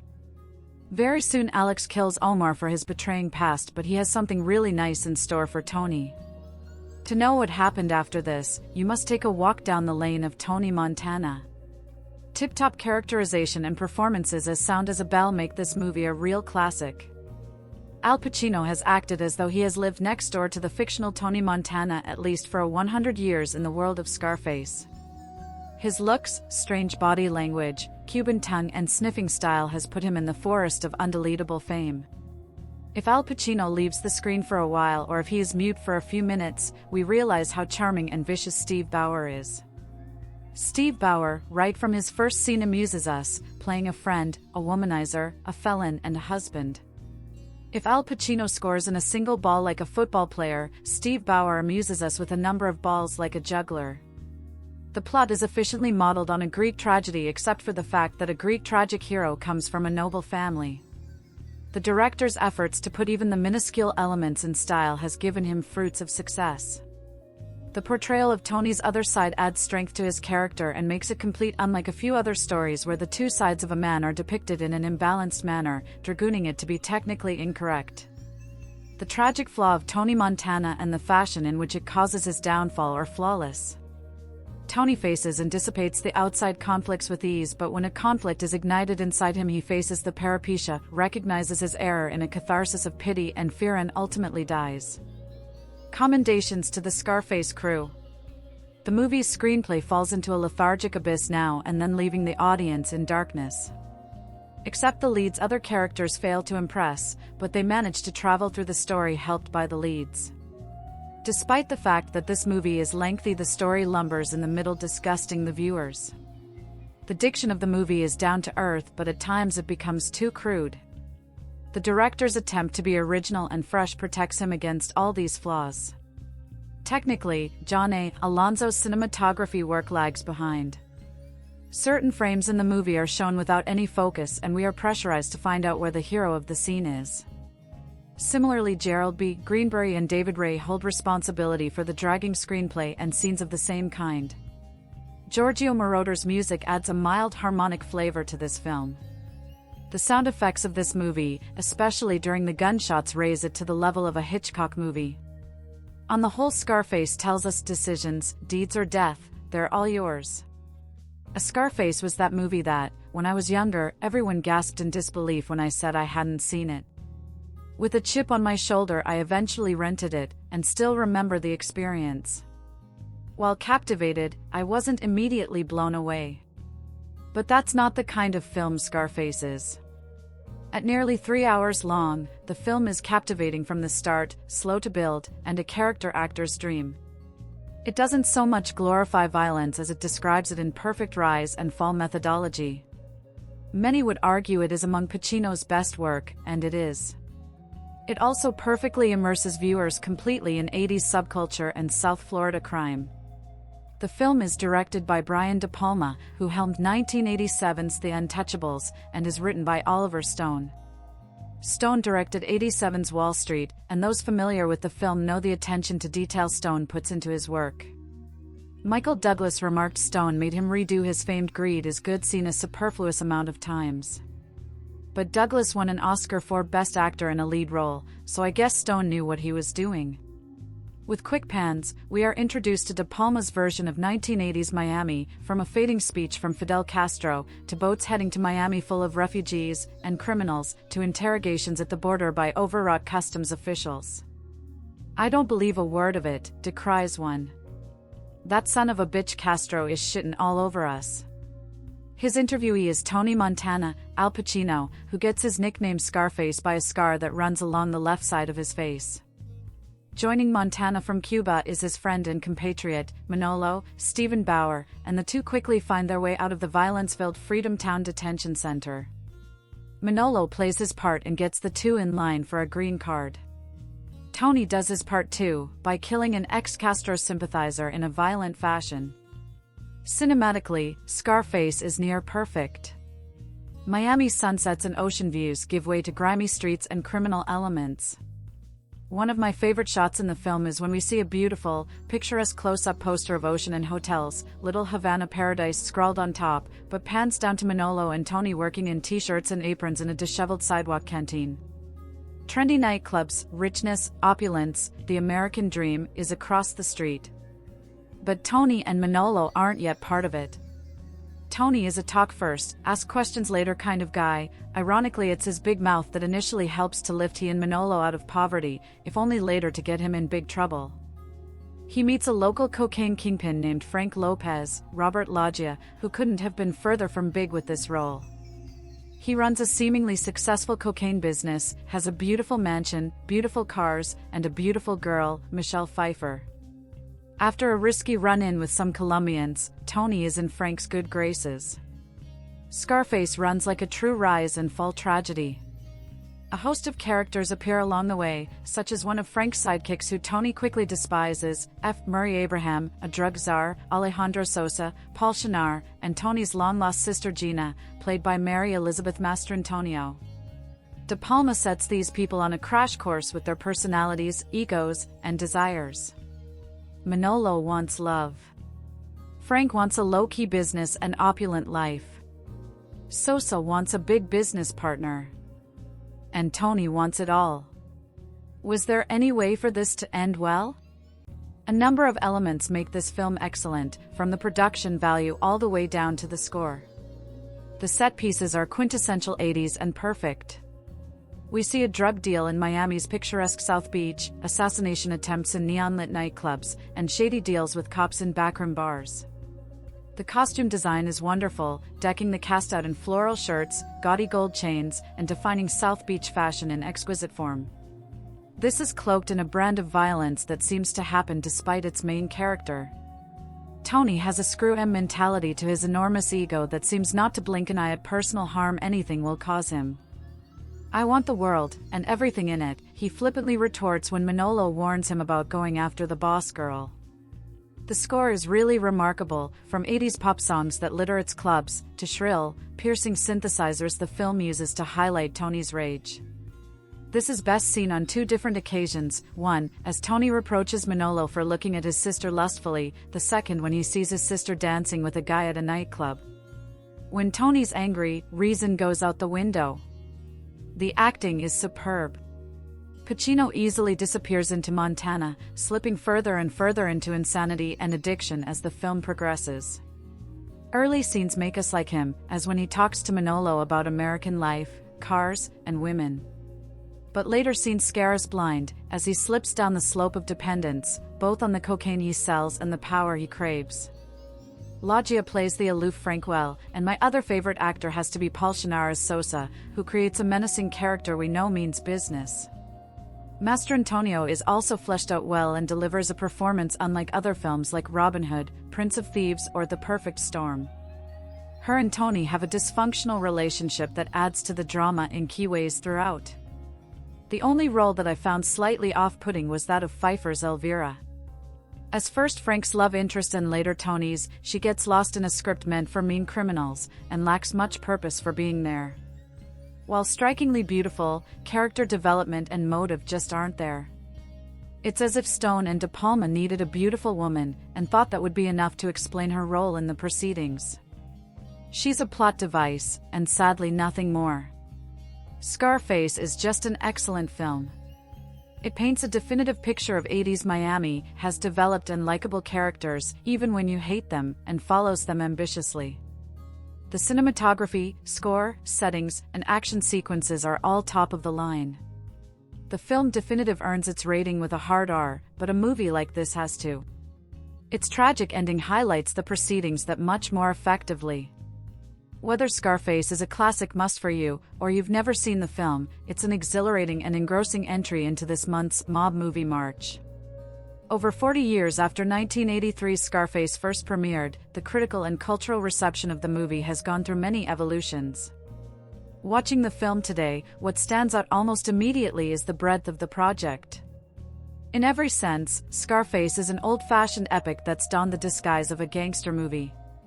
Just under 3 hours long, the film is a commitment. It's careful never to rush, slowly but surely tracking Tony's rise to power. As the infamous Tony Montana, Al Pacino is unforgettable. Even in his most campy moments, certain aspects of Scarface have objectively aged poorly, as the film is a product of its time. Pacino's Cuban accent and his portrayal of a Cuban character, despite his lack of ties to Cuba, are hard to watch. This was a problem that pervaded Hollywood during this period and is an example of one of many elements that must be taken with a grain of salt throughout Scarface. Though the story relies on the history of the Mariel boat lift, Scarface shouldn't be taken as a representation of this period but as an exploration of the deeper themes it touches upon. What people often remember most about Scarface is the bombastic action sequences and gratuitous violence. While this is an essential part of the story's style, it's not at all overwhelming by today's standards. It could be the fact that the media has desensitized me, but Scarface's blood and gore weren't what grabbed me. Tony's character arc and what it represents did. As a gangster movie, Scarface says and does little that hasn't been done before and better. However, as a story about disillusionment with the American dream, Scarface has lost none of its potency. From the first moments of Scarface, Tony is asked to compromise and capitulate to be deemed somehow worthy of immigrating to the U.S. How this ultimately plays into Tony's trajectory as a crime boss versus his inherent tendencies toward violence are frequently juxtaposed. The question of whether Tony's death and fall from grace was inevitable or if it's a product of the impossible situation he's put in is debatable. These themes are just under the surface in Scarface, and sometimes I wish it leaned further into this conversation today. Scarface's legacy almost does it a disservice, as some of the best and most pulpy moments in the film have become part of the vernacular. Audiences go into Scarface already knowing some of Tony's iconic quotes, and this can detract from the overall impact of the story. Already, Scarface walks a fine line, as the movie takes itself a little too seriously to be considered pure fun.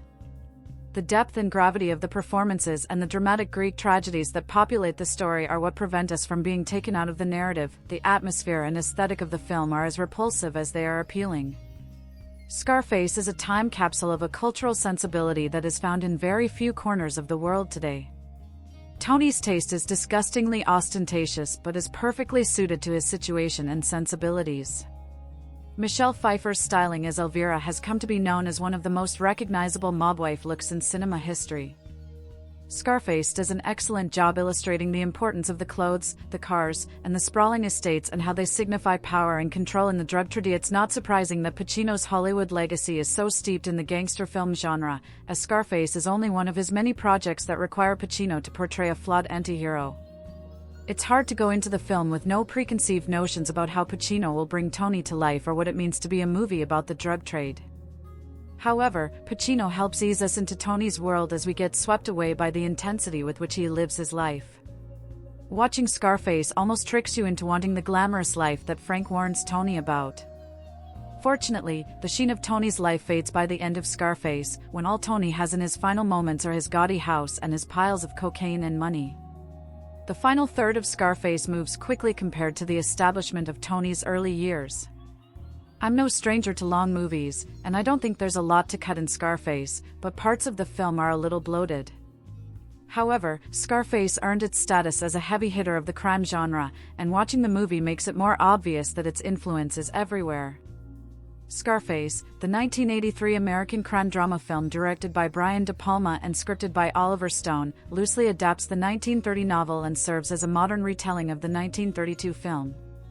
The narrative unfolds around Tony Montana, portrayed by Al Pacino, a Cuban refugee who rises to power as a drug lord in Miami during the Mariel boat lift. The cast includes Stephen Bauer, Michelle Pfeiffer, Mary Elizabeth Mastrantonio, and Robert Loggia. Dedicated to the memories of Howard Hawks and Ben Hecht, the original film's writers, De Palma's Scarface was born from Pacino's interest in remaking the 1932 version. Initially conceived by Pacino and producer Martin Bregman, Sidney Lumet was set to direct but was later replaced by De Palma, who brought Stone on board to pen the script.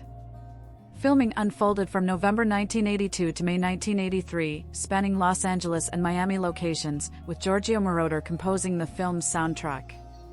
Premiering in New York City on December 1, 1983, and released by Universal Pictures on December 9, Scarface earned $45 million domestically and $66 million worldwide. Initial critical reception was mixed, citing excessive violence, profanity, and drug usage. Some Miami-based Cuban expatriates objected to the portrayal of Cubans as criminals.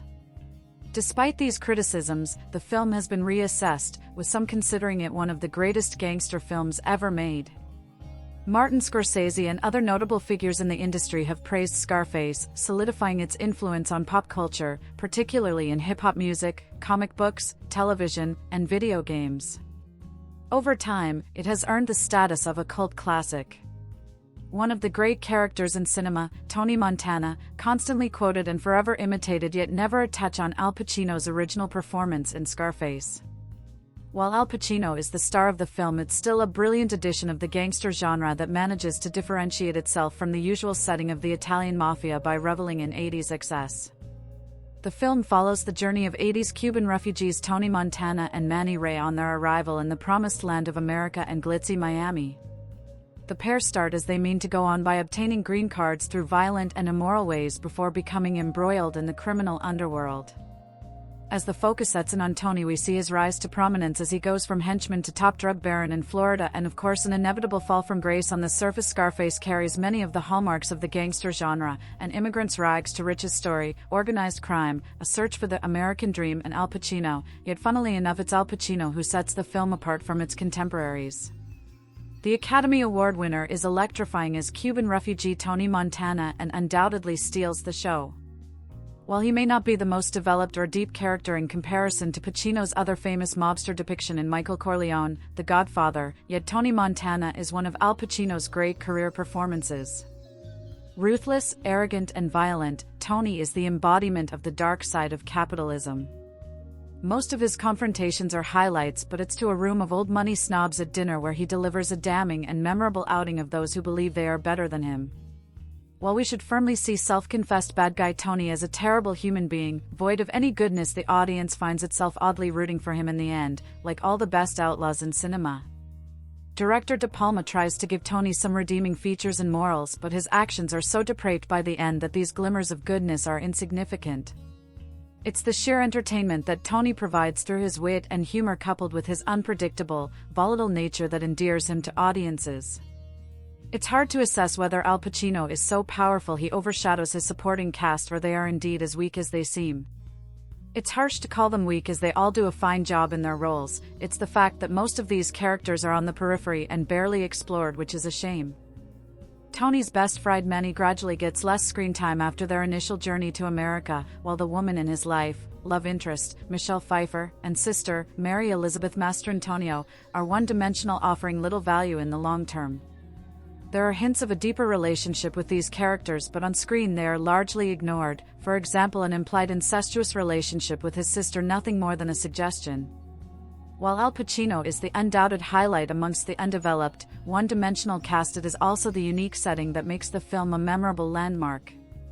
One of the quintessentially 80s films is all the trademarks of a decade are present and correct, from the jazzy suits to pulsating pop soundtrack, which are complemented superbly by the Art Deco backdrop of Miami.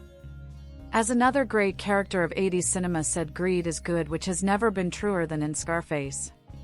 Tony's life is ludicrously excessive in every way. Nothing is in small measures as he bathes in a palatial pool in between burying his head in mounds of cocaine, all in his gigantic mansion that would be the envy of Louis XIV.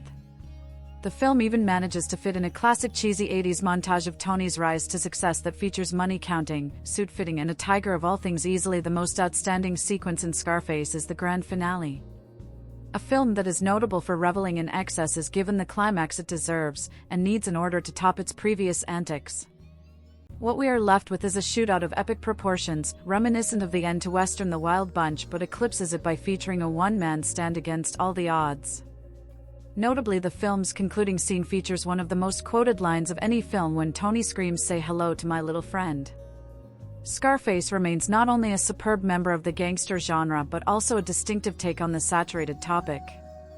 While most gangster films are dialogue-heavy, dark, and brooding in their atmosphere, while Scarface in contrast is bold, colorful, and vibrant, almost working as a time capsule of the 80s. This bold approach borders on fantasy at times, perhaps being nearer to a Shakespearean tragedy, with Tony, admirable in his loyalty and determination yet flawed in his paranoia and riches.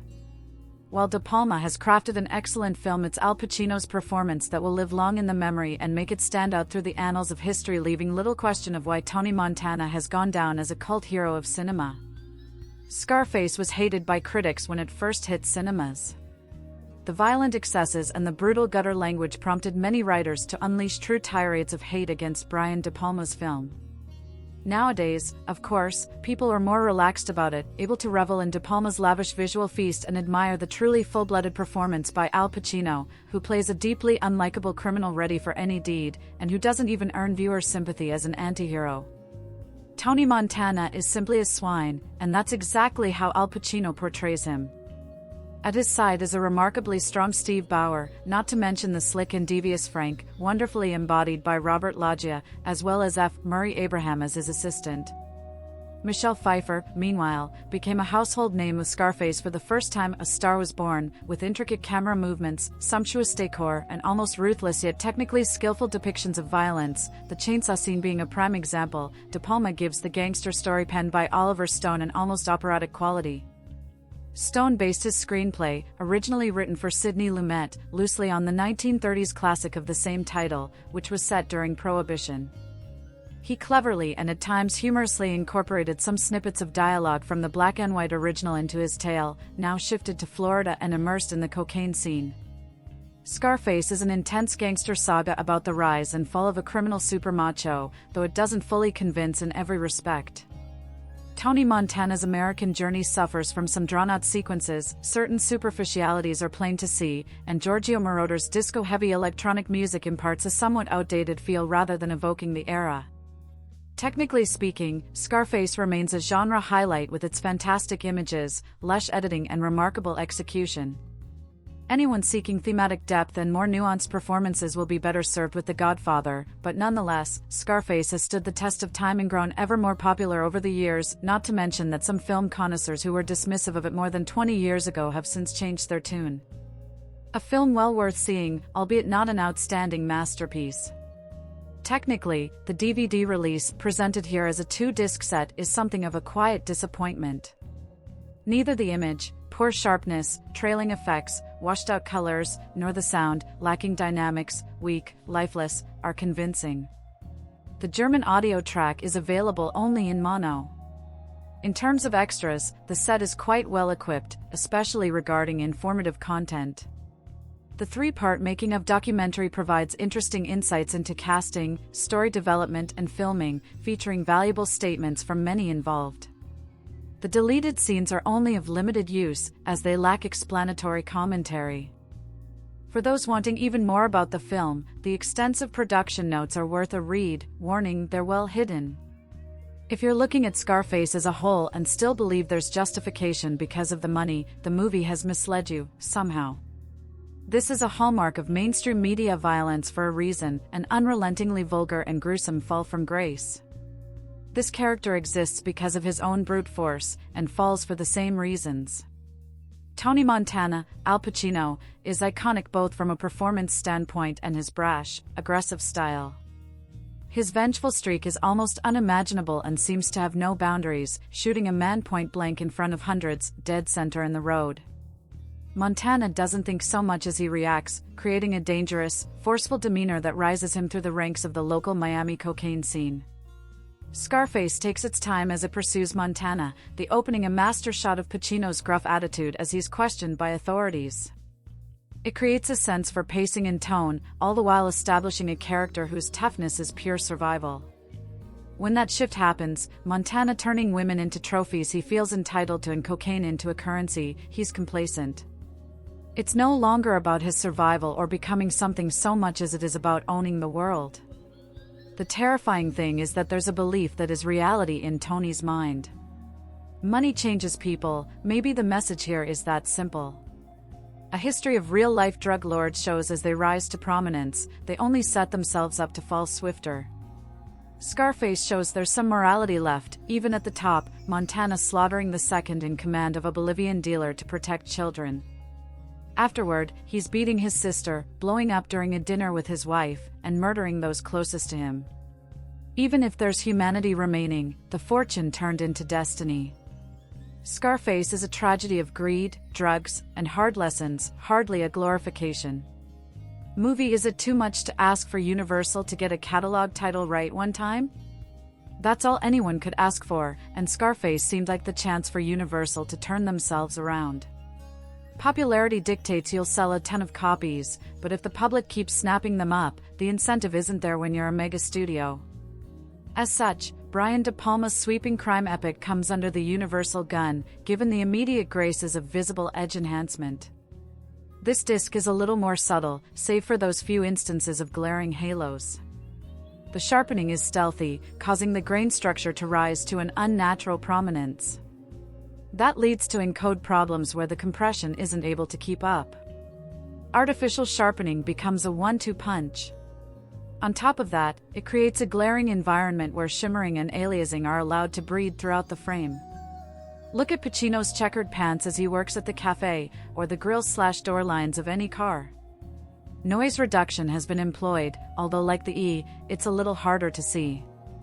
Most of the after effects reside in medium shots, where filtered, waxy faces or plastic-looking trees begin to reveal Universal's needless tampering. Scarface can fool you. After all, there is a grain structure, and a handful of close-ups are startling in their detail. Anywhere else, this one begins to collapse and lose fidelity. Were it that simple, the disc may have been given a pass. Unfortunately, color saturation is heavy, creating flesh tones that have never been this orange, and primaries that exceed their boundaries. As Montana takes his first job, he's wearing a neon red/orange shirt that is about 8 ticks too bright compared to the rest of the image. The red carpeting leading up to his mansion office is equally bled out. Scarface continues its murderous HD rampage with abhorrent black crush. During an in-car conversation with Mary Elizabeth Mastrantonio and Stephen Bauer, her hair is lost to the interior. It's as if her head has become one with the vehicle. It's a desperate attempt to make this 80s film stock pop, because that look is more popular, even if most people set their TVs to Vivid and let it do the work. There's no need to make everyone who cares about authenticity suffer. To even things out, there is a definite resolution benefit afforded to this Blu-ray, a glancing comparison to a DVD edition resulting in clear improvement. The source material has been preserved beautifully, and any age defects wiped out. For 3 hours, this one rolls by without any scratches or specks, nor does it present any signs of fading. The worst shots are those with dated dissolve techniques or optical zooms. Not even the studio's fancy processing can salvage those. That said, it clearly doesn't help them either remastered in 7.1 because the numbers make it sound better. The process here has taken a dated source and moved it around. Benefits are clear though, the spirited electronic soundtrack takes an immediate presence. Individual notes are spread into the extra surrounds and they sound entirely natural in their placement. Stereo mixing is passionate too, the grueling chainsaw sequence moving from a window where TV audio slides to the right, introducing a car radio in the left, before the whole process is repeated in reverse for the return. Clubs, and in turn their music, become hotbeds of surround activity. Fidelity is fantastic, the 80s era tunes never missing a chance to impress. Where this updated mix goes wrong is gunfire. It's too punchy and too loud. The rather meager source fidelity is revealed just for the sake of having something whip around into the rears. Bullets firing off are more of an irritation than an immersion technique. They would have been better served sticking the stereos. The attempt to expand audio lessens the crazed impact of the finale, the grenade launcher blowing off the front doors without any sense as to where the audio effect should sit. It becomes a clone in the stereos and rears, further muddying the quality. Dialogue is passable, free of any of distortion or lapses in consistency save for some obvious dubbing. An occasional echo will add some life to the environment, smartly employed unlike during the shootouts. The slightly dry quality adds a vintage flavor to the piece, further placing it in a specific time period. Taking it away with aggressive restoration wouldn't feel right. Universal produces a single new bonus feature for the Blu-ray, titled The Scarface Phenomenon. This a 40-minute retrospective that looks back while also looking forward as to what the film will mean to people as time passes. Deleted scenes surpass the 20-minute mark, followed by the first featurette, The World of Tony Montana. DEA agents discuss the realities of his crimes and how they compare to reality. The Rebirth discusses how the film brought to life a lost subgenre, the acting continuing although on a more self-explanatory path, and the creating is the core making of. Together, those three near the hour mark. A making of for the video game version is clearly dated, but at least they brought it over. A funny look at the TV edits are here too, along with D-Box and BD-Live support. For added fun, U-Control offers a body and F-bomb counter, alongside picture-in-picture featurettes culled from the pieces above. Director Brian De Palma's 1983 all-stops-out remake of Howard Hawks' 1932 classic gangster thriller Scarface with Paul Muni is now a classic in its own right. Al Pacino appears in one of his legendary key roles, his image still famous on t-shirts everywhere. As 42 people die, it was a new milestone in screen violence and foul language with 226 uses of the F-word, for the 80s as its predecessor was for the 30s, though giving a florid, mannered, method-style performance, Pacino keeps control of the lurid, wayward part and the sizzling screen, and he is chillingly commanding as the ragingly angry mobster Tony Scarface Montana, now a Cuban immigrant involved in becoming a powerful drugs baron in Miami. And all the main co-stars also make a very strong impression. Stephen Bauer, the only real-life Cuban in the main cast, is extremely impressive in his best role ever as Montana's buddy Manolo Rivera, aka Manny Ray, who arrives in the US with Montana in 1980. First they are hired by Omar Suarez, F. Murray Abraham, and end up with Colombian crooks' money. Then Montana meets his new boss, drug kingpin Frank Lopez, Robert Loggia, falling for his woman, Michelle Pfeiffer. All three actors are outstanding, as are Mary Elizabeth Mastrantonio as Montana's wife Gina, Miriam Colon, only 4 years older than Pacino, as Mama Montana, Paul Shinar, Harris Yulin and Pepe Serna. It's a great cast on top form. If there's a problem with the movie, it is that De Palma keeps piling on more and just doesn't know when to stop. And, after a thrillingly exciting start, the law of diminishing returns gradually operates and the long, 170-minute film finally slightly runs out of steam, staggering a bit onto its shockingly bloody climax. But there is some great, dazzling, brilliant stuff here, with crackling dialogue and superb sequences all along the way in a major cult film milestone that's one of De Palma's best. And thanks to John Alonzo's eye-catching Miami location cinematography and Ferdinando Scarfiati's amazing set designs, this is one hell of a superb-looking movie. It is not a polished, craftsman-like gangster movie like The Godfather, but it makes its impact by being raw, rough, and ready. Giorgio Moroder's score produces a particularly lively 80s-style soundtrack that captures the era. Elizabeth Daily performs Shake It Up and I'm Hot Tonight.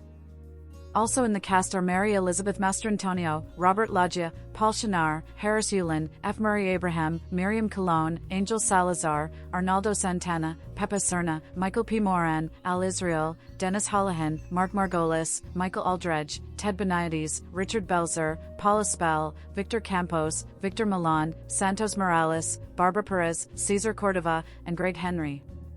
The crackling screenplay is written by Oliver Stone, who also wrote the star role in Born on the 4th of July for Pacino in the late 70s, though Pacino passed on it and Tom Cruise eventually actually played it in 1989. Abandoning original name Tony Camonte, Stone renamed his hero after football player Joe Montana. The original plan actually to remake the Chicago set Scarface was abandoned for cost reasons, though, after locating the story in Miami, they shot most of the film in LA. Understandably, Cubans were upset by their portrayal in the movie and gays objected to the hero's much-repeated homophobic insult Maricon. It was re-released in cinemas in 2003 and it's the 20th anniversary edition, which has a remastered 35mm print and re-recorded sound effects. It might shock The Godfather fans, but Pacino says it is the favorite of his own films. It is dedicated to Howard Hawks and Ben Hecht, the director and screenwriter of the original 1932 Scarface. Pacino and Michelle Pfeiffer re-teamed for Frankie and Johnny in 1991. Words of wisdom from Montana: I always tell the truth, even when I lie. Go figure. Scarface is directed by Brian De Palma, runs 170 minutes, is released by Universal, is written by Oliver Stone, is shot by John Alonzo, is produced by Louis Stroller and Martin Bregman, is scored by Giorgio Moroder and designed by Ferdinando Scarfiati. In 2018, Bregman was slated to produce David Ayer's upcoming adaptation of Scarface. In November 2014 it was announced that Pacino is set to reunite with his De Palma for a thriller called Retribution about an aging hitman and a cop who form an unlikely partnership as they try to bring down a Philadelphia child pornography ring. It's a remake of Eric Van Looy's Belgian thriller The Memory of a Killer. R.I.P. mighty producer Martin Bregman, who died on June 16, 2018, aged 92. He is best known for Scarface, 1983, Dog Day Afternoon, 1975, Sea of Love, 1989, and Carlito's Way, 1993. In 1980, Cuban refugee and ex-convict Tony Montana arrives in Miami, Florida, as part of the Mariel boat lift, where he is sent to a refugee camp with his best friend Manny Ray and their companions Angel and Chi-Chi. The four are released and given green cards in exchange for murdering a former Cuban general at the request of Miami drug lord Frank Lopez. They become dishwashers at a mobile eatery, but a dissatisfied Tony thinks he's meant for bigger things. Frank's right-hand man, Omar Suarez, sends the four to purchase cocaine from Colombian dealers. There, Tony is forced to watch as Angel gets killed, but this seems to make him only more determined to rise to the top, as does the sight of Frank's trophy wife Elvira. I've reviewed quite a few Brian De Palma movies for this website, and I know that fellow De Palma fans Bat and Mokata have done some too, but something is missing when one of his most iconic pictures is still unreviewed. A film that inspired scores of rap artists who seem to misunderstood its message, a very clear message that crime actually doesn't pay. Most gangster movies would claim to say this, but they can't help but glamorize crime and the gangster lifestyle, and I'm not saying that it's a problem, it's good to be shown how seductive it is. Take Henry Hill's one-take stunning entry into the Copacabana Club in Goodfellas. It transmits to us perfectly that he's made it, that he's enjoying the life that he wanted to lead. But Tony Montana, he may gaze at the smartly dressed guys and the pretty ladies going into the lush nightclubs and want some of that, but once he gets it he's miserable. Go and have some fun, says somebody to him, but he never does that. He just wants more and more, even though he doesn't know what to do with all this more except get more high. He wanted what he saw as the American dream, the money, the power, and the women, but can't enjoy it. Many years ago I read several books collecting the reviews of Pauline Kael, and I recall her describing Scarface as the Brian De Palma film for those who don't like De Palma films. I guess that she said that because, while it's still unashamedly melodramatic, it's more sociological than usual, less stylized, lacks his wry humor, and has no Alfred Hitchcock. And it's most definitely a film of its time, in fact one of the defining films of the 80s, though not looking at the decade in a good way. It still definitely shows De Palma's mastery of cinema, in a genre that he would revisit, not very well the first time, very well the second. Here he turned out one of the most entertaining of gangster pictures, despite its reputation for extreme violence which isn't entirely warranted even by the standards of the time. This film. Directed by Brian De Palma. Screenplay by Oliver Stone. Based on Scarface. Produced by Martin Bregman. Starring Al Pacino. Cinematography John A. Alonzo. Edited by Jerry Greenberg. Music by Giorgio Moroder. Production companies Universal Pictures. Distributed by Universal Pictures. Release dates December 1, 1983. Running time 170 minutes. Country United States. Language English. Budget $23.5 to $37 million. Box office $66.4 million.